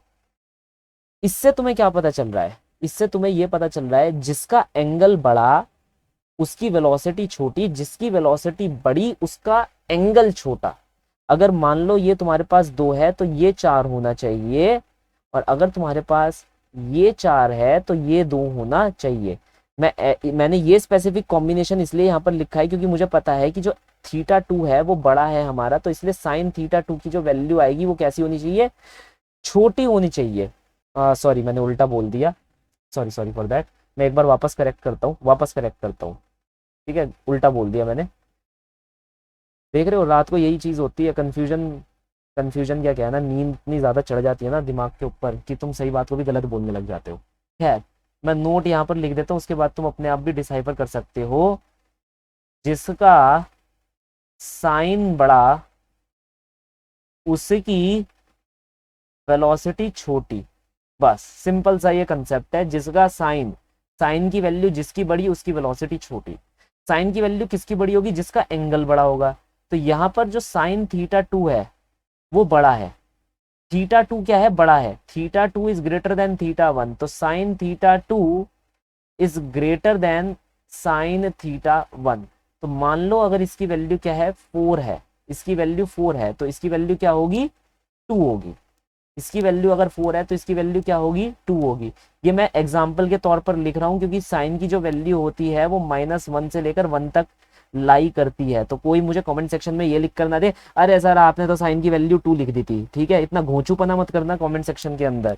ठीक है, मुझे भी पता है कि क्या होती है, बस यहाँ पर मैं एग्जाम्पल ले रहा हूँ क्योंकि मुझे पता है ना कुछ बच्चे होते हैं एकदम समझदार बनने आ जाते हैं, वो एक ही दिन में समझदार बन जाते हैं, बस जो उन्हें आता है उसको लिख देते हैं वो और कहते हैं कि हम तो भैया समझदार है। ठीक है, तो समझदार ऐसे नहीं बनना, समझदार हमें कहाँ पर बनना है, जब एग्जाम पेपर आएगा हमारी क्या रैंक आ रही है उस दिन समझदारी का पता चलता है। ठीक है, तो ये चीज समझो, ये सिर्फ एक एग्जाम्पल है जो मैं तुम्हारे को यहाँ पर दे रहा हूँ। साइन थीटा 2 की वैल्यू क्या है, अगर 4 है तो साइन थीटा 1 की वैल्यू क्या होगी, 2 होगी, क्योंकि theta 2 is greater than that of theta 1। तो इसकी वैल्यू अगर इन दोनों को इक्वेट करना है, इसकी वैल्यू क्या होनी चाहिए, 4 होनी चाहिए, और इसकी वैल्यू क्या होनी चाहिए, 2 होनी चाहिए। इसका मतलब मुझे क्या पता चल रहा है, इसका मतलब मुझे ये पता चल रहा है इसकी वेलोसिटी इससे क्या होगी, बड़ी होगी। तो u1 u2 से क्या होगा, बड़ा होगा। Simple as that. सिमिलरली अगर मैं लिखूं u2 sine theta 2 equal to u3 sine theta 3, जिसमें थीटा 3 थीटा 2 से बड़ा होगा, तो मुझे पक्का पता है कि जिसका एंगल बड़ा उसकी वेलोसिटी छोटी। तो यहाँ पर क्या होगा, u3 u2 से छोटा होगा। तो u3 क्या हो गया, u2 से छोटा हो गया। ये रहा मेरा सॉल्यूशन। ठीक है, ये है मेरा सॉल्यूशन। देखो वैसे मैं बहुत ही मजाकिया व्यक्ति हूँ, पता है क्या, बहुत ही ज्यादा मजाकिया व्यक्ति हूँ, लेकिन क्या है कि अब इतने बच्चे पढ़ा लिए ना, मैं सच बात बता रहा हूँ, इतने बच्चे पढ़ा लिए ना कि सबका एटीट्यूड पता चलना शुरू हो गया है। मतलब क्या कहें यार, बहुत बदतमीजी भी कर जाते हैं कुछ बच्चे, तो अच्छा नहीं लगता है ना। खैर, ये वाला क्वेश्चन करें। वैसे ना पता है, कायदे से मुझे ये क्वेश्चन होमवर्क देना चाहिए। होमवर्क अपने आप करो, अच्छा क्वेश्चन है। 8383041383, 8383041383, इस पर मैसेज करो, सर मेरा आंसर इसका ये निकल रहा है। जिसका आंसर नहीं निकल पा रहा, ठीक है भाई, उसका आंसर नहीं आ रहा, वो भी लिख कर दे दे कि सर मेरा आंसर तो नहीं आ पा रहा, प्लीज आप मुझे इसका वीडियो सोल्यूशन मैसेज कर दीजिएगा। मैं उसे लाइव बता दूंगा कि इसका आंसर हम निकालते कैसे हैं, 1-on-1 सेशन करके। डरने की बात नहीं है कि मैं तुम्हारा कॉल वॉल अटेंड नहीं करूंगा, बिल्कुल करूंगा, क्योंकि तुम मेरे चैनल के माध्यम से मेरे पास रीच आउट करे हो। यहाँ पर ध्यान से देखो, हम इस क्वेश्चन को करेंगे from a point on the ground. जितने बच्चे सेंटर वाले हैं वो ये करके लाना सेंटर में। अब ठीक है, ये वाला क्वेश्चन देख लो आराम से, बिल्कुल इसे नोट डाउन कर लो और सेंटर में करके लाना। ठीक है, देखो, from a point on the ground at a distance A from the foot of the pole, a ball is thrown at an angle 45 degree which just touches the top of the pole, strike the ground at a distance b on the other side of it। यहाँ पर हमसे क्या कहा जा रहा है, ये ground है, आपने एक बॉल को फेंका, from a point on the ground at a distance A from the foot of a pole. एक पोल है, एक डंडा है, यहाँ से आपने एक बॉल को 45 डिग्री के एंगल पर फेंका, वो ऐसे गई, जस्ट टच होती हुई पीछे की तरफ गिर गई, और ये डिस्टेंस हमारा क्या है, डिस्टेंस है बी। हमसे क्या कहा जा रहा है, on the other side of it find the height of the pole. इस पोल की हमें क्या निकालनी है सर, हाइट निकालनी है। ध्यान से समझना इस बात को। अभी अभी हमने देखो, इसको करने के बहुत सारे तरीके हैं, मुझे नहीं पता कि तुम क्या तरीका यूज करोगे इसे निकालने के लिए। मैं सबसे आसान तरीका बता देता हूँ। सबसे आसान तरीका है, यहाँ पर इक्वेशन ऑफ ट्रेजेक्ट्री यूज कर सकते हैं। इक्वेशन ऑफ ट्रेजेक्ट्री, तुम कहोगे क्यों सर, क्यों यूज कर सकते हैं इक्वेशन ऑफ ट्रेजेक्ट्री, मुझे कैसे पता चलेगा इक्वेशन ऑफ ट्रेजेक्ट्री कहाँ पर यूज करनी है, कहाँ पर यूज नहीं करनी। तुम्हें बिल्कुल पता नहीं चल सकता एक्चुअली उसे कहाँ यूज करना है, कहाँ यूज नहीं करना। सच कह रहा हूँ मैं। बहुत सारे टीचर्स होते, यूट्यूबर होते हैं, वो कहते हैं अरे भाई पता तो चल जाएगा, अरे भाई पता तो चल जाएगा, कन्विंस कर लो अपने आप को। मैं बोलता ही नहीं कि आपको पता चल पाएगा यार। इक्वेशन ऑफ ट्रेजेक्ट्री मुझे कैसे पता चला यहाँ यूज करना है, देखो मैंने 3 चीजों पर ध्यान दिया। पहली चीज क्या है, मुझे डेटा क्या गिवन है। दूसरी चीज क्या है, मुझे निकालना क्या है। ठीक है, ये 2 चीजों पर ध्यान दिया मैंने। और तीसरी चीज क्या है, मेरे पास कुछ फॉर्मूले थे जो मैंने याद करना शुरू कर दिया था एकदम से। ठीक है, कि भाई चलो मैं जो हमारी प्रोजेक्टाइल की इक्वेशन है वो लगाऊंगा, और दूसरी इक्वेशन मेरे पास ले देकर बची इक्वेशन ऑफ ट्रेजेक्ट्री। तो ये 3 चीजें थी मेरे पास जो मुझे पता था। डेटा गिवन है, क्या निकालना है, और इक्वेशंस क्या गिवन है। अब फिर मैंने देखा, जब मेरा जो डेटा गिवन है उसके अंदर मुझे क्या दे रखा है, एक एंगल दे रखा है, मुझे रेंज दे रखी है, क्योंकि रेंज यहाँ पर क्या हो जाएगी, ए प्लस बी हो जाएगी। और क्या है, बस। और ज्यादा से ज्यादा मुझे इस ये जो पॉइंट है ना, ये वाला, ये जो पॉइंट है यहाँ पर, ये जो पॉइंट है, इसकी एक्स पोजीशन पता है, क्या पोजीशन है इसकी, एक्स ए पोजीशन है ना। ये 3 चीजें मुझे पता थी। मुझे थीटा पता था, मुझे आर पता है, और मुझे एक्स की वैल्यू पता है यहाँ पर क्या है, ए। मतलब इसका जो पूरा कोऑर्डिनेट है ना, इस पॉइंट पी का जो कोऑर्डिनेट है वो मुझे पता है भाई। वाई डायरेक्शन में हाइट एच और एक्स डायरेक्शन में ए। तो मैंने कहा यार मुझे हाइट निकालनी है, अगर मैं प्रोजेक्टाइल की नॉर्मल इक्वेशंस लगाता हूँ आंसर निकल आएगा, लेकिन क्या पता बड़ा निकल कर आए। फिर मुझे ध्यान आया, दिमाग में एकदम स्ट्राइक करा, यार मेरे पास ये फॉर्मूला है, y equal to x tan theta 1 minus x by r. मैंने कहा यार मुझे x भी नोन है, मुझे थीटा भी नोन है, मुझे r भी नोन है, मुझे तो सब कुछ नोन है। और मुझे निकालना क्या है, y की वैल्यू क्या हो जाएगी हमारी, h हो जाएगी। h इक्वल टू x की वैल्यू क्या है, a ten 45 degree 1 minus x की वैल्यू क्या है, a, और r की वैल्यू क्या है, a प्लस बी। अब तुम समझे मैंने ये फॉर्मूला यहाँ पर क्यों लगाया। ये कोई कंपलसरी नहीं है कि भाई यहाँ पर यही फॉर्मूला लगेगा। मैं 100% कह सकता हूँ तुम्हें पता ही नहीं चलने वाला कि यहाँ ये फॉर्मूला लगेगा या नहीं लगेगा। तुम प्रोजेक्टाइल की इक्वेशन में ही धोखा खाने लग जाओगे। लेकिन क्या है, ये चीज दिमाग में अपने आप ट्रिगर करती है। जब तुम कई सारे क्वेश्चन कर लोगे ना, अपने आप दिमाग में ट्रिगर कर जाएगी, हाँ यार यही फॉर्मूला लगेगा, इसके अलावा कोई नहीं लगेगा। तो इस चीज को मैंने यहाँ पर क्या करा, बस इस चीज को मैंने कैलकुलेट कर लिया। ए टेन 45 डिग्री क्या होती है, 1 होती है। 1 माइनस ए प्लस बी का फॉर्मूला निकल कर आ जाएगा, बी अपॉन में ए plus B, that is A B upon में ए plus B is the Y which is H, which is the required solution. तो एच की हमारी इतनी वैल्यू निकल कर आ जाएगी। That's it. यही छोटा सा दिमाग लगाना था हमें अपना यहाँ पर। ठीक है, अब बचा हमारे पास ये वाला क्वेश्चन। और कितने क्वेश्चन है यार, इतने क्वेश्चन ले लिए क्या मैंने आज में। चलो कोई नहीं, अब करने बैठे हैं, करते ही हैं। थोड़ा देर और खींच पाऊंगा, फिर बाद की शूटिंग में कल कर लूंगा। ठीक है, तो जितनी देर अभी खींच पाते हैं हम करेंगे। यहाँ पर हमें क्या दे रखा है कि a particle is projected over a triangle from one extremity of its horizontal base grazing over the vertex, it falls on another extremity of the base. If a b are the base angle of the triangle, the angle of projection prove that tan theta equal to tan alpha plus tan beta. क्या लिख दिया इसने इतना English में यार, इतनी English नहीं लिखनी चाहिए भाई, समझ नहीं आती। अ particle is projected over a triangle, एक पार्टिकल को हमने ट्राइंगल पर फेंका, तो ये रहा हमारा ट्राइंगल। ठीक है, from one extremity of its horizontal base, यहाँ पर से हमने इसे फेंका पार्टिकल को, एक extremity from its horizontal base मतलब इस पॉइंट से फेंका। ग्रेजिंग ओवर द वर्टेक्स मतलब इस वर्टेक्स को जस्ट छूता छूता ये पार्टिकल यहाँ दूसरी एक्सट्रीमिटी पर गिर जाएगा, falls on the other extremity of the base.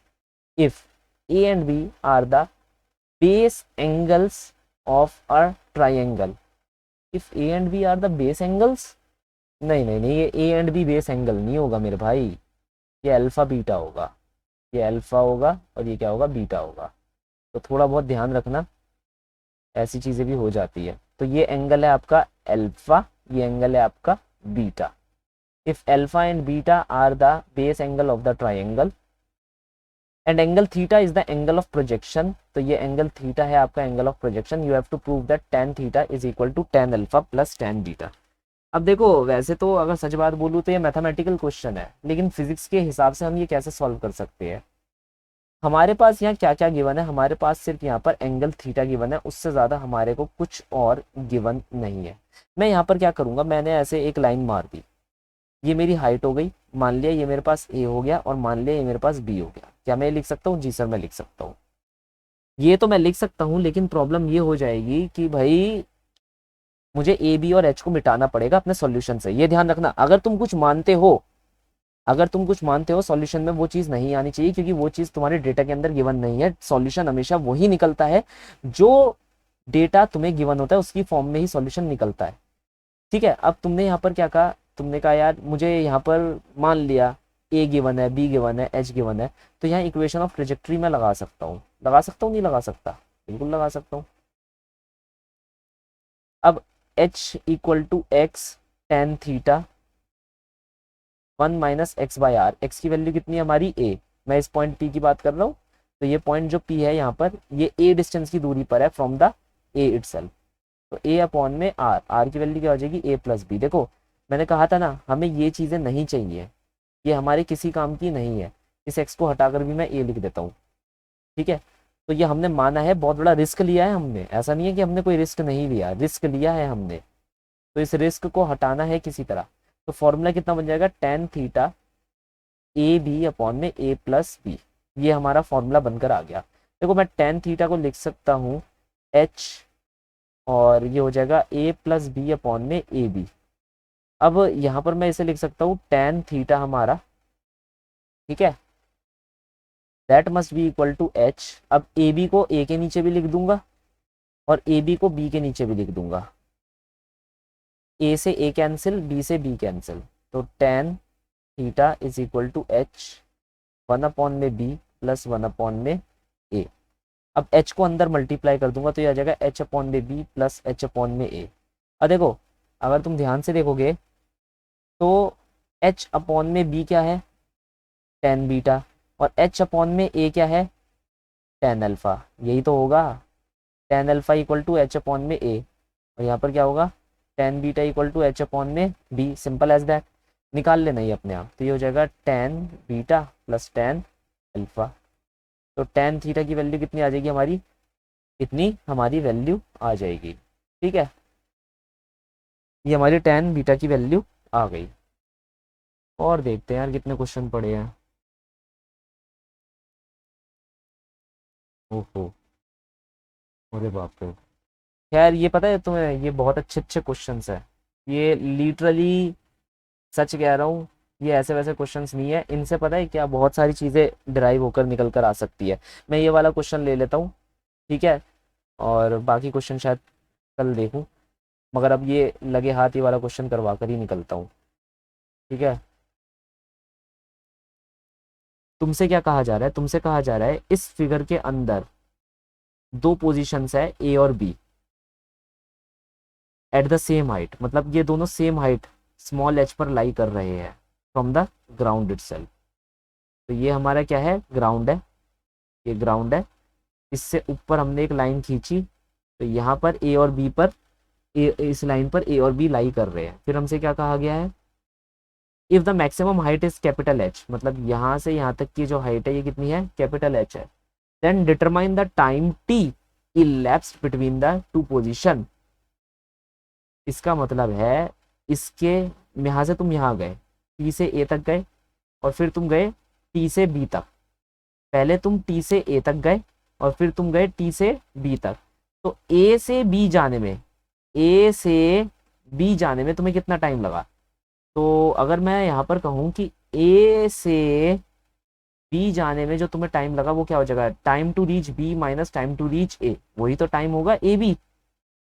भाई ए से बी जाने में तुम्हें कितना टाइम लगा, तुम बी तक गए, मान लो तुमने 10 सेकंड लिए बी तक जाने में, और ए तक आने में तुमने लिए 4 सेकंड, तो माइनस कर दो, 6 सेकंड का टाइम लगेगा ए से बी जाने में। लॉजिकल बात है, बिल्कुल होनी भी चाहिए, है ना, समझ आनी चाहिए सबको, बहुत ही ज्यादा लॉजिकल बात है। अब निकाले तो निकाले कैसे, देखो अगर मैं बात करूं टोटल टाइम ऑफ फ्लाइट का जो फॉर्मूला होता है वो होता है 2u साइन थीटा अपॉन में जी, मानते हो, और जो मैक्सिमम हाइट का फॉर्मूला होता है वो होता है you square sine square theta upon में 2g, ये भी चीज तुम मानते हो, है ना।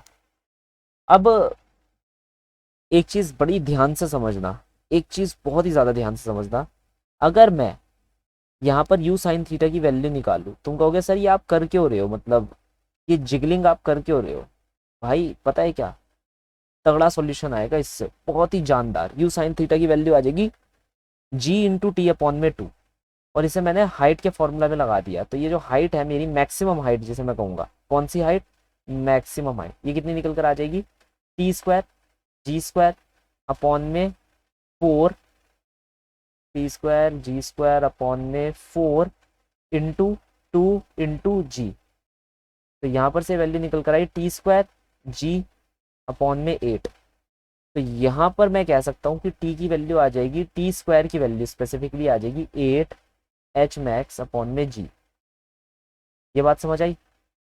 अब ये टाइम ऑफ फ्लाइट का फॉर्मूला है इन the terms of h max, कहने का मतलब है जब तुम्हारा पार्टिकल ए से बी जाएगा तो वो जितना टाइम लेगा ए से बी जाने में वो h मैक्स से ऐसे रिलेटेड होगा, मानते नहीं मानते, हाँ या ना, ठीक है।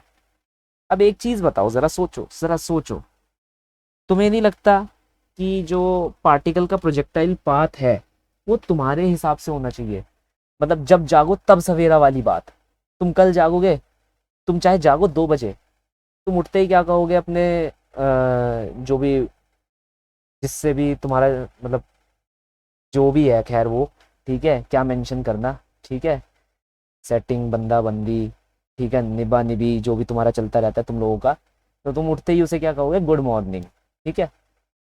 तो जिस समय तुम जागते हो वही तुम्हारे लिए सवेरा हो जाता है। अब यहाँ पर इस चीज से मैं एक लॉजिक बताने वाला हूँ, लॉजिक क्या है मेरा, ध्यान से समझना इस लॉजिक को।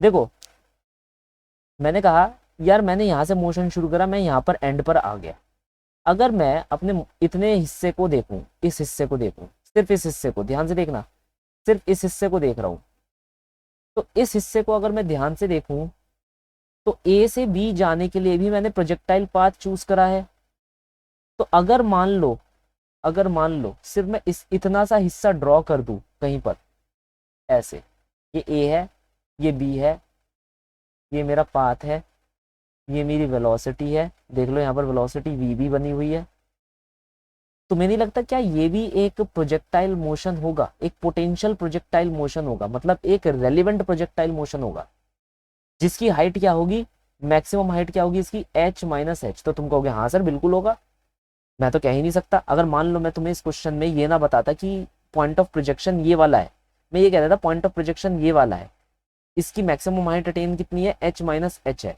और ये बी पॉइंट पर जाके लैंड अप कर रहा है, तो तुम्हें क्या पता चल पाता कभी भी ये यहाँ से शुरू हुआ है प्रोजेक्टाइल मोशन, नहीं नहीं पता चल पाता, ठीक है।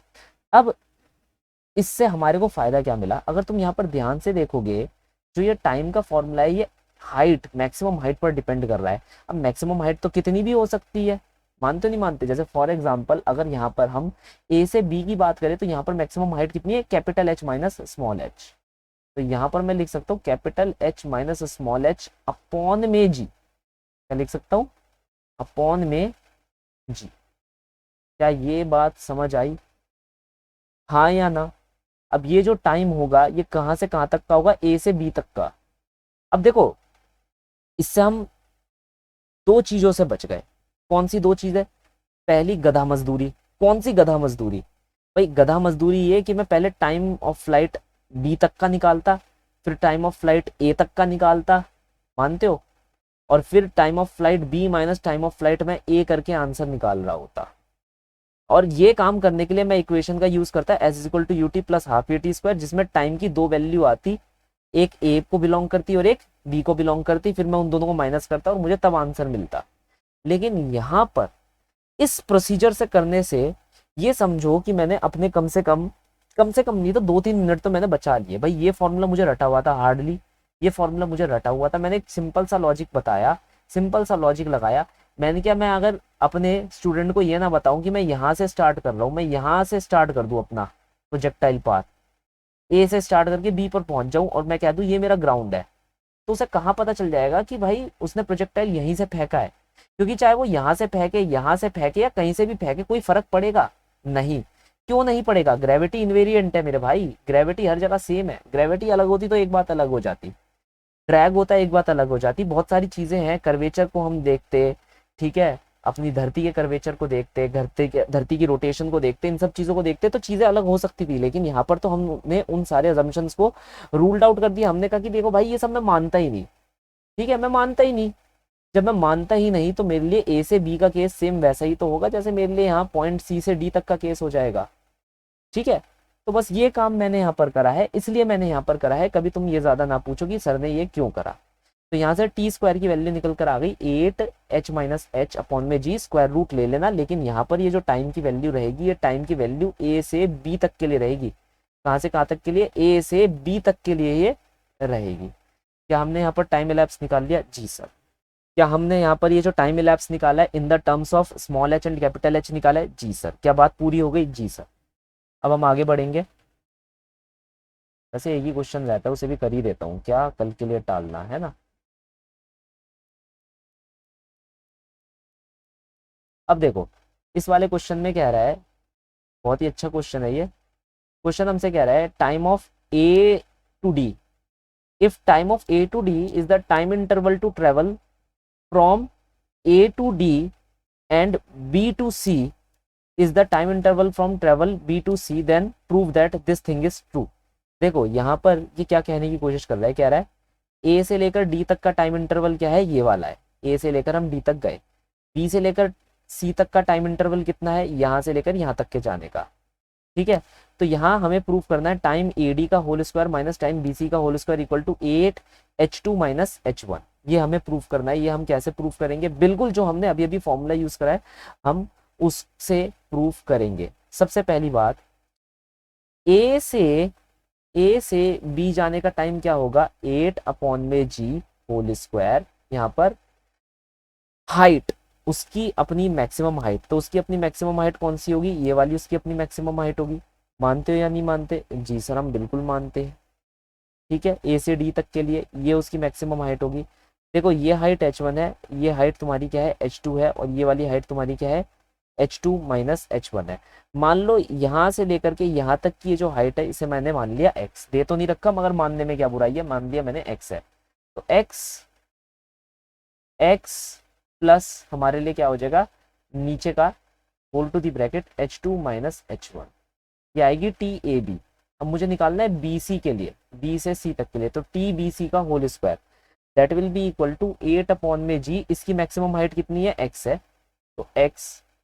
अब इन दोनों को माइनस कर दो, सिंपल सी बात है। तो टी ए बी का whole square minus T B C का whole square that will be equal to 8/g x plus h2 minus h1 minus 8/g x। तो यहाँ पर से क्या है 8/g कॉन्स्टेंट आ जाएगा, बाहर कॉमन आ जाएगा, 8 plus h2 minus h1 minus x से x कट जाएगा। ये रिक्वायर्ड सोल्यूशन आपके पास आ जाएगा। That's it, this is the solution for the following problem, ठीक है। और देखते हैं यार, ओ बाप रे, मुझे यार पता है क्या, डिनर भी करना है अभी, डिनर भी नहीं करा यार, भूल गया डिनर करना। ये भी मुसीबत है, वो तुम्हें पता है, सोचना पड़ता है कि कब खाएं कब ना खाएं। खैर सवाल सॉल्व करते हैं। आई होप सो तुम लोग तो डिनर करके बैठे होंगे, है ना। अरे सर इतना अच्छे से डिनर करा था, बिल्कुल पनीर पेला था मक्खन मार के सर, नींद आ रही है अच्छे से, चावलों के साथ पेला था सर। वैसे तो मैं रात को 4-4 बजे तक जग जाता हूँ जब मुझे फ़ोन पर बात करनी होती है बंदी या बंदे से। लेकिन सर आपके तो मतलब नशा ही ऐसा है आपके लेक्चर्स का, इंसोम्नियक पर्सन। बस पनीर खा ले और चावल खा ले और बस एकदम से चुटकी बजाते ही तकिया उसे याद आ जाता है ना। बेटा ध्यान दे लो पढ़ाई में, समझ रहे हो, ध्यान दे लो। इस वक्त मुझे भी नींद आ रही है, मैंने भी यही दोनों चीज़ें खाई हैं दोपहर में, लेकिन ठीक है असर अब कर रही है। A particle is projected from the ground at time t equal to 0।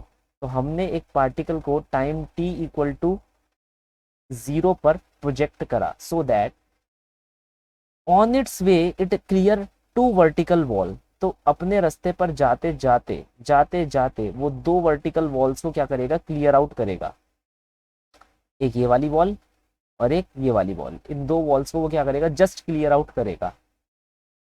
Of equal height, दोनों की हाइट भी क्या है, इक्वल है।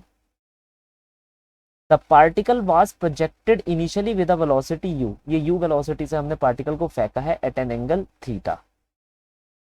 If the particle passes just grazing top of the wall at time t1, मतलब वो जब पहले वाली वॉल को फांद कर निकलता है तो वो टाइम लेता है t1, और जब वो दूसरे वाली वॉल को फांद कर जाता है तो वो टाइम कितना लेता है, टाइम t2। ये बात समझ आई। Then calculate height of the wall. अब हमें हाइट ऑफ द वॉल निकालनी है। देखो समझो इस बात को कि जो हाइट ऑफ द वॉल होगी ये हमारे को t1 t2 की टर्म्स में निकालनी है। ऐसा नहीं है कि कुछ भी आ जाएगा। स्ट्रिक्टली कह रहा हूँ t1 t2 की टर्म्स में क्यों निकालनी है, क्योंकि यही एक डेटा है जो हमें गिवन है और इसके अलावा हम कुछ भी यूज नहीं कर सकते। तो अगर मैं इस h की बात करूँ, h मैं यहाँ पर फॉर्मूला लगाऊंगा s is equal to u t plus half a t square. अगर मैं इस h की बात करूं तो ये h हो जाएगा s is equal to u sine theta. तुम कहोगे यू साइन थीटा कैसे आया, तो मैं कहूंगा यार बता बता कर थक गया, अब तो थोड़े शर्म कर लो यार, ये तो खुद चीज़ें पता होनी चाहिए तुम लोगों को कि भाई ये चीज़ होगी आपकी यू साइन थीटा, ये चीज़ होगी आपकी यू कॉस थीटा, और आप किस डायरेक्शन में मोशन की बात कर रहे हो, वाई डायरेक्शन के मोशन की बात कर रहे हो। तो h is equal to u sine theta minus half of g t1 square, और यहाँ पर भी मैं देखो t1 लिखना भूल गया। क्या ये बात क्लियर है। ऐसी दूसरे के लिए लिख सकते हो u t2 sine theta minus half of g t2 square. क्या हम यहाँ पर ये बिल्कुल ऐसे लिख सकते हैं, जी सर बिल्कुल ऐसे लिख सकते हैं।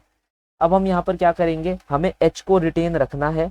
यहाँ पर से हमारे पास जो ज़रूरी नहीं है हमें उसे हटा देना है। क्या क्या ज़रूरी नहीं है देखते हैं, क्या क्या ज़रूरी नहीं है, हमें यहाँ तो प्रूव ही तो करना है ना। तो कुछ हो सकता है क्या, यहाँ पर सॉल्व करोगे। एक काम करते हैं, दोनों को ऐड कर देते हैं, तो ये आ जाएगा 2h equal to u t1 plus t2 sine theta minus half g t1 square plus t2 square. अगर मैं ऐड करता हूँ तो मेरे पास ये वैल्यू निकलेगी। चलो मतलब मेरी दाल नहीं गली, मतलब ये मुझे करना ही नहीं था। तुम्हारे सामने सॉल्व कर रहा हूँ यार, कोई रट कर थोड़ी ना आया हूँ मैं कि भाई आंसर हर बार ही सही निकालूंगा, है ना। और देखो अब तो आंसर नींद में निकाल रहा हूँ। अब मैं यहाँ क्या करूँगा, दोनों को सब्सट्रैक्ट कर दूंगा। क्या करूँगा, subtract. 0 equal to t2 minus t1, मैं सेकंड में से पहली इक्वेशन को सब्सट्रैक्ट कर रहा हूँ, तो t2 minus t1 you sine theta. Second equation क्या है, माइनस हाफ जी t2 स्क्वायर, और पहली इक्वेशन क्या है, minus half g t1 square, तो plus half g t1 square. यहाँ तक ये बात समझ आई। तो ये लिख दूंगा मैं हाफ 0 t2 माइनस t1। देखो अब मेरे अंदर इतना दम नहीं है कि भाई मैं तुम्हें ये समझाऊं कि मैं माइनस कैसे कर रहा हूँ, ये 10th क्लास वाला काम है। सेकंड इक्वेशन को फर्स्ट इक्वेशन से अपने आप माइनस करके देख लेना। मैं माइनस हाफ जी यहाँ पर से कॉमन ले रहा हूँ, t2 square minus t1 square, मेरे पास आंसर आ जाएगा, that should be equal to 0। अब मैं क्या करूंगा, इसे राइट हैंड साइड मतलब सॉरी लेफ्ट हैंड साइड ले लूंगा, तो 0 ऐसे मैंने लिख दिया। क्या मैं इसे a प्लस बी या माइनस बी की फॉर्म में लिख सकता हूँ, हाँ लिख सकता हूँ, बिल्कुल लिख सकता हूँ, कोई टेंशन वाली बात नहीं है। क्या मैं इन दोनों को हटा सकता हूँ, बिल्कुल हटा सकता हूँ। तो u साइन थीटा की वैल्यू कितनी आ जाएगी, half of g t1 plus t2। अब इस u साइन थीटा को मैं किसी भी एक इक्वेशन में लगा सकता हूँ, या तो पहली इक्वेशन में लगा दो या दूसरी इक्वेशन में लगा दो। तो h will be equal to u sine theta into t1 which is 1/2 g into t1 plus t2 into t1 minus half g t1 square. अरे क्या चल रहा है ये,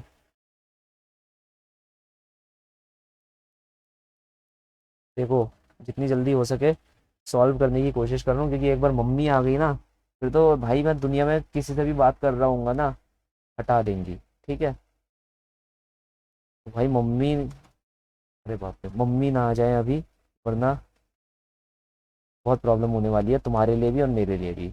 क्योंकि तुम्हारे को पढ़ाने के चक्कर में मैं धुल जाऊंगा रातों रात में। ठीक है, तो एच की वैल्यू कितनी आ रही है, half of g T2 T1। बात खत्म, सिंपल सा सवाल था, सॉल्व कर दिया हमने, आंसर निकाल दिया। ठीक है, वैसे यहाँ पर बुक में ये क्वेश्चन इनकम्प्लीट लिखा है कि हाइट ऑफ द वॉल, अरे हाइट ऑफ द वॉल निकालेंगे तो निकालेंगे कैसे, अरे मेरे सपनों में थोड़ी ना आ रहा था, तो यहाँ पर लिखना चाहिए था prove that height of the wall equal to 1/2 g T1 T2। अच्छा वैसे सच बात बोलूँ तो ये ऑप्शंस के अंदर आया था, किसके अंदर, ऑप्शंस के अंदर, जो 4 ऑप्शंस पूछे जाते हैं ना एमसीक्यू के अंदर, उसके अंदर आया था, तब ये आके तुम्हारे को ऐसे ऑप्शंस मिले हुए थे। ठीक है, इसके थोड़े से वेरिएंट्स और मिले हुए थे बाकी 3 ऑप्शंस के अंदर जो कि गलत थे, ये ऑप्शंस उसमें से क्या होता, करेक्ट होता, तो ये डायरेक्टली आपका ऑप्शन से आया है, उसने वहीं से बनाया है। अब ये क्या कह रहा है, the time T1 and T2 in the terms of height of the wall. Time T1 और T2 in the terms of height of the wall निकालो, निकाल सकते हो तुम, बिल्कुल कैसे निकाल सकते हो, देखो ध्यान से, यहाँ पर ध्यान से देखना, H is equal to u t sine theta minus half GT²। ये बात समझ आई।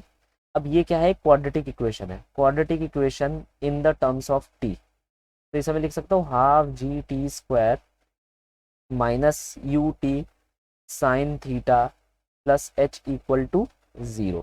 यहाँ पर टाइम की 2 वैल्यूज आएंगी T1 और T2, क्या आएंगी, T1 और T2, किस वाले फॉर्मूले से आएंगी, ये आएंगी तुम्हारे पास time of alpha and time of beta वाले फॉर्मूले से, -b plus -b² minus 4ac under root 2 times of a।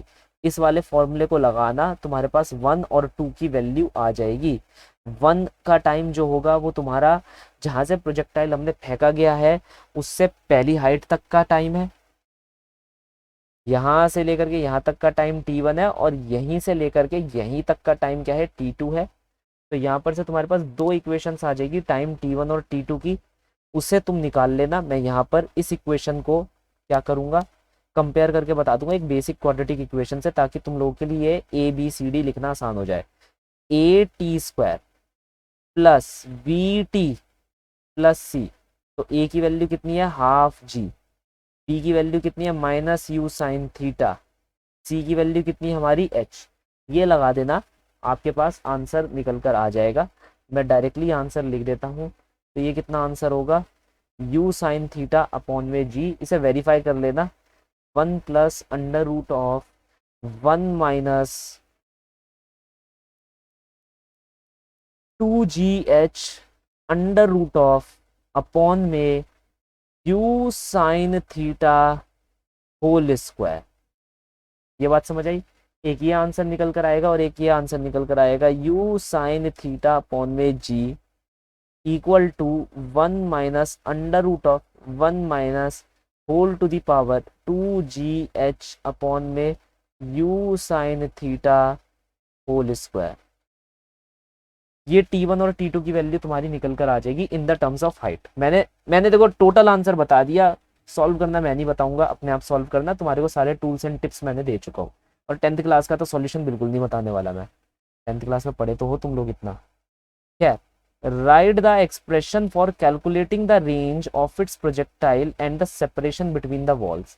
कहने का मतलब है ये सेपरेशन बिटवीन द वॉल्स है, मान लो, ठीक है, इसे हम बी से दिखाएंगे, और फिर हमें रेंज ऑफ प्रोजेक्टाइल निकालनी है। तो देखो जितना डिस्टेंस ये है, मान लो ये डिस्टेंस x1 है, उतना ही डिस्टेंस ये भी होगा x1। ठीक है, अब तुम कहोगे सर ऐसा कैसे, कि भाई जो ये डिस्टेंस x1 है वो ये डिस्टेंस x1 कैसे हो जाएगा। देखो फिर से मैं वही अजम्पशंस याद दिलवाऊंगा, वो शायद तुम्हें याद होने चाहिए, प्रोजेक्टाइल थ्योरी के वो जो सारे अजम्पशंस थे यहाँ लिखे हुए हैं वो तुम्हारे को याद होने चाहिए।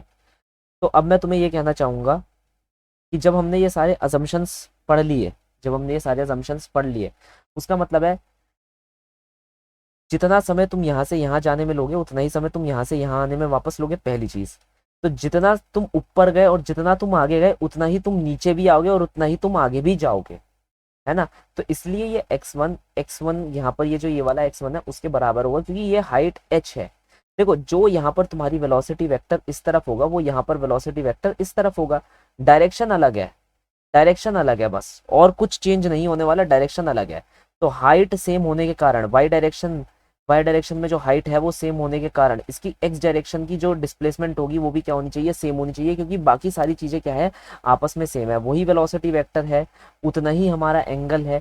मान लो अगर यहाँ एंगल अल्फा है तो यहाँ पर भी एंगल अल्फा होगा, बस यहाँ क्लॉकवाइज में है, एंटी क्लॉकवाइज में है, यहाँ पर एंटी क्लॉकवाइज में और यहाँ क्लॉकवाइज में है। ठीक है, तो ये चीज़ हमारी हो गई। ठीक है, तो इसलिए यहाँ पर x1 और ये वाला x1 सेम है। मान लो यहाँ से यहाँ तक की दूरी हमारी कितनी है, x2 है। यहाँ से यहाँ तक की दूरी हमारी कितनी है, x2 है। अब हमें क्या निकालना है, हमें एक तो b की वैल्यू निकालनी है और किसकी वैल्यू निकालनी है, बस यही निकालनी है ना, और रेंज की वैल्यू निकालनी है। ठीक है, तो अगर हम यहाँ पर बात करें इन the terms of x1 and x2, range की वैल्यू हो जाएगी x1 प्लस x2 और b की वैल्यू हो जाएगी x2 माइनस x1। क्या ये चीज़ क्लियर है? तुम कहोगे कैसे, तो मैं फिर से बता देता हूँ। रेंज यहाँ से यहाँ तक का, फिर यहाँ से यहाँ तक का, यहाँ से यहाँ तक का, फिर यहाँ से यहाँ तक का। तो यहाँ से यहाँ तक का डिस्टेंस कितना है, x2। ध्यान से देखना, यहाँ से यहाँ तक का डिस्टेंस कितना है, x2, और यहाँ से यहाँ तक का डिस्टेंस कितना है, x1। तो इसलिए रेंज हुई x2 प्लस x1। और जो तुम्हारे पास b की वैल्यू आई वो कितनी आई, यहाँ से यहाँ तक का डिस्टेंस कितना है, x2, और यहाँ से यहाँ तक का डिस्टेंस कितना है, x1, और ये कितना है, b। तो x plus b equal to x2, तो x1 plus b equal to x2, तो b की वैल्यू कितनी आएगी, x2 minus x1। Simple as that. ये लॉजिक था जो मैंने तुम्हें बताया। अब लॉजिक बताने के बाद हम यहाँ पर क्या करने वाले हैं, सॉल्यूशन निकालने वाले हैं। सॉल्यूशन हम कैसे निकालेंगे, हमें x1 और x2 की वैल्यू निकालनी सबसे ज़्यादा सर्वाधिकली ज़रूरत है हमारे को किस चीज़ की वैल्यू निकालने की, x1 और x2 की वैल्यू निकालने की। कैसे निकालेंगे, सिंपल सी बात है। कैसे निकालेंगे, y equal to x tan theta, कुछ मेरे दिमाग में आ नहीं रहा, आई होप सो। अब ये जो इक्वेशन है यही मेरा बेड़ा पार करे। ठीक है, मेरे पास y की वैल्यू गिवन है h, ये बात समझ आई। मेरे पास x की वैल्यू गिवन है, क्या गिवन है हमारे पास, x, अभी x मान लेते हैं, x1 भी नहीं मानूंगा, x tan theta 1 minus x upon में रेंज r। और रेंज का फॉर्मूला हमारा क्या होता है, देखो रेंज हम यहाँ डायरेक्टली लिख सकते हैं, इसका तो फॉर्मूला याद है ना, 2u² sine theta cos theta upon में g। एटलीस्ट यार हमारे को एंगल थीटा और u तो गिवन है ना, तो मतलब हमारे लिए टोटल रेंज निकालना पॉसिबल है, तो हमें ये लगाने की भी जरूरत नहीं। रेंज तो हम ऐसे ही निकाल सकते हैं, रेंज हम ऐसे निकाल सकते हैं, लेकिन इंडिविजुअल x1 x2 की वैल्यू नहीं निकाल सकते। ये x1 x2 की इंडिविजुअल वैल्यूज हमारे को यहाँ पर से माइनस करके b की वैल्यू देगी, तो b की वैल्यू हम डायरेक्टली नहीं निकाल सकते थे, मगर बाय डिफॉल्ट हम फॉर्मूले से रेंज की वैल्यू निकाल सकते हैं। तो एक चीज हमारे लिए आसान हो गई, तो मतलब हम यहाँ पर ये फॉर्मूला लगा सकते हैं, 2u² sine theta cos theta upon में g। यहाँ पर हम ये लगा सकते हैं। अब यहाँ ध्यान से देखना एक चीज, क्या एक चीज तुम्हें ध्यान से देखनी है, ये क्वाड्रेटिक इक्वेशन है, x बन जाएगी। कैसे बन जाएगी बता देता हूँ, देखो ये x टेन थीटा अंदर मल्टीप्लाई हो जाएगा, तो ये हो जाएगा x² tan theta into G upon 2u² sine theta cos theta. अब यहाँ पर क्या है, ये एक x की क्वाड्रेटिक इक्वेशन बन चुकी है। यहाँ पर x की दो रूट्स आएंगी, एक रूट आएगी x1 और एक रूट आएगी x2। ये कम वाली रूट होगी, मतलब इसकी वैल्यू लेस होगी, लेस वैल्यू वाली रूट होगी ये, और ये हाई वैल्यू वाली रूट होगी। तो आई होप सो क्वाड्रेटिक इक्वेशन सब आराम से अपने आप निकाल सकते हैं, मैं नहीं निकालूंगा, खुद देख लो। 12 बजने वाले हैं यहाँ पर, बिल्कुल 12 बजने वाले हैं, डॉट पर 12 बजने वाले हैं। ठीक है, और मैं किस समय खाऊंगा किस समय सोऊंगा इसका मुझे कुछ नहीं पता। ठीक है, मगर तुम लोगों के लिए पूरी मेहनत मैं कर रहा हूँ, लग कर मैं मेहनत कर रहा हूँ। आई होप सो मेरी ये मेहनत तुम्हारी रैंक की फॉर्म में मेरे सामने आएगी। ठीक है, यहाँ तक बात समझ आई। तो बस वो x1 और x2 निकाल लेना, बड़ी में से छोटी वैल्यू को माइनस कर देना, you will be getting the b, the difference in between both of the tower, ये कह लो both of the building. That's it guys, पूरा का पूरा सब कुछ जितने भी ये क्वेश्चंस थे सारे के सारे मैंने सॉल्व कर दिए। मैं चाहूँगा रिपीट कर करके ये वीडियो देखी जाए। ठीक है, अगर अच्छा लगे बिल्कुल लाइक शेयर सब्सक्राइब करो, शेयर सबसे ज़्यादा करो, अपने दोस्तों को मेरे कॉन्टैक्ट में लाओ। ठीक है, मैंने इस बार भी रैंक निकलवाई है, मेरे बच्चों की रैंकें निकल कर आई है, 250 प्लस मार्क्स में गए हैं, प्रूवन है। जल्दी आई होप सो मैं उन लोगों को आपसे ज़रूर मिलाऊंगा। नीट में भी बहुत अच्छी रैंक निकल कर आई है, मतलब रिजल्ट्स अच्छे आए हैं मेरे इस बार। ठीक है, और इसी के साथ मैं यहाँ पर ये वीडियो लेक्चर को बंद करता हूँ और इसके बाद जो रिमेनिंग टॉपिक्स हैं वो आपके निकलते रहेंगे, आप देखते रहिएगा, क्योंकि मुझे अभी नहीं पता कि क्या क्या और इसमें करवाना है। मुझे पता है वेज प्रॉब्लम है, मुझे पता है प्लेटफॉर्म प्रॉब्लम है, लेकिन मेन बात यह है कि कहीं प्लेटफॉर्म प्रॉब्लम के लिए मैं रिलेटिव का इस्तेमाल करूँ ना करूँ। ठीक है, रिलेटिव प्रोजेक्टाइल भी मुझे पढ़ाना है, तो लेकिन वो पढ़ाना कब है, जब मैं रिलेटिव पढ़ा लूँगा। तो जब तक मैं रिलेटिव नहीं पढ़ाऊंगा, मैं इस चीज़ का प्रॉमिस नहीं कर सकता कि एकदम से तुम्हारे को मैं ये वाले क्या कहते हैं, ये 2 लेक्चर्स मैं दे दूंगा, क्योंकि ये वो 2 लेक्चर काफ़ी हेक्टिक हो जाएंगे फिर तुम्हारे लिए बिना रिलेटिव पढ़े। मेरे लिए तो ईजी रहेंगे। ठीक है, तो यहाँ पर हम इस वीडियो लेक्चर को ख़त्म करते हैं और नेक्स्ट वीडियो लेक्चर में देखते हैं हम नेक्स्ट क्या वीडियो लेक्चर बनाएंगे, उसमें बात करेंगे। तो थैंक यू।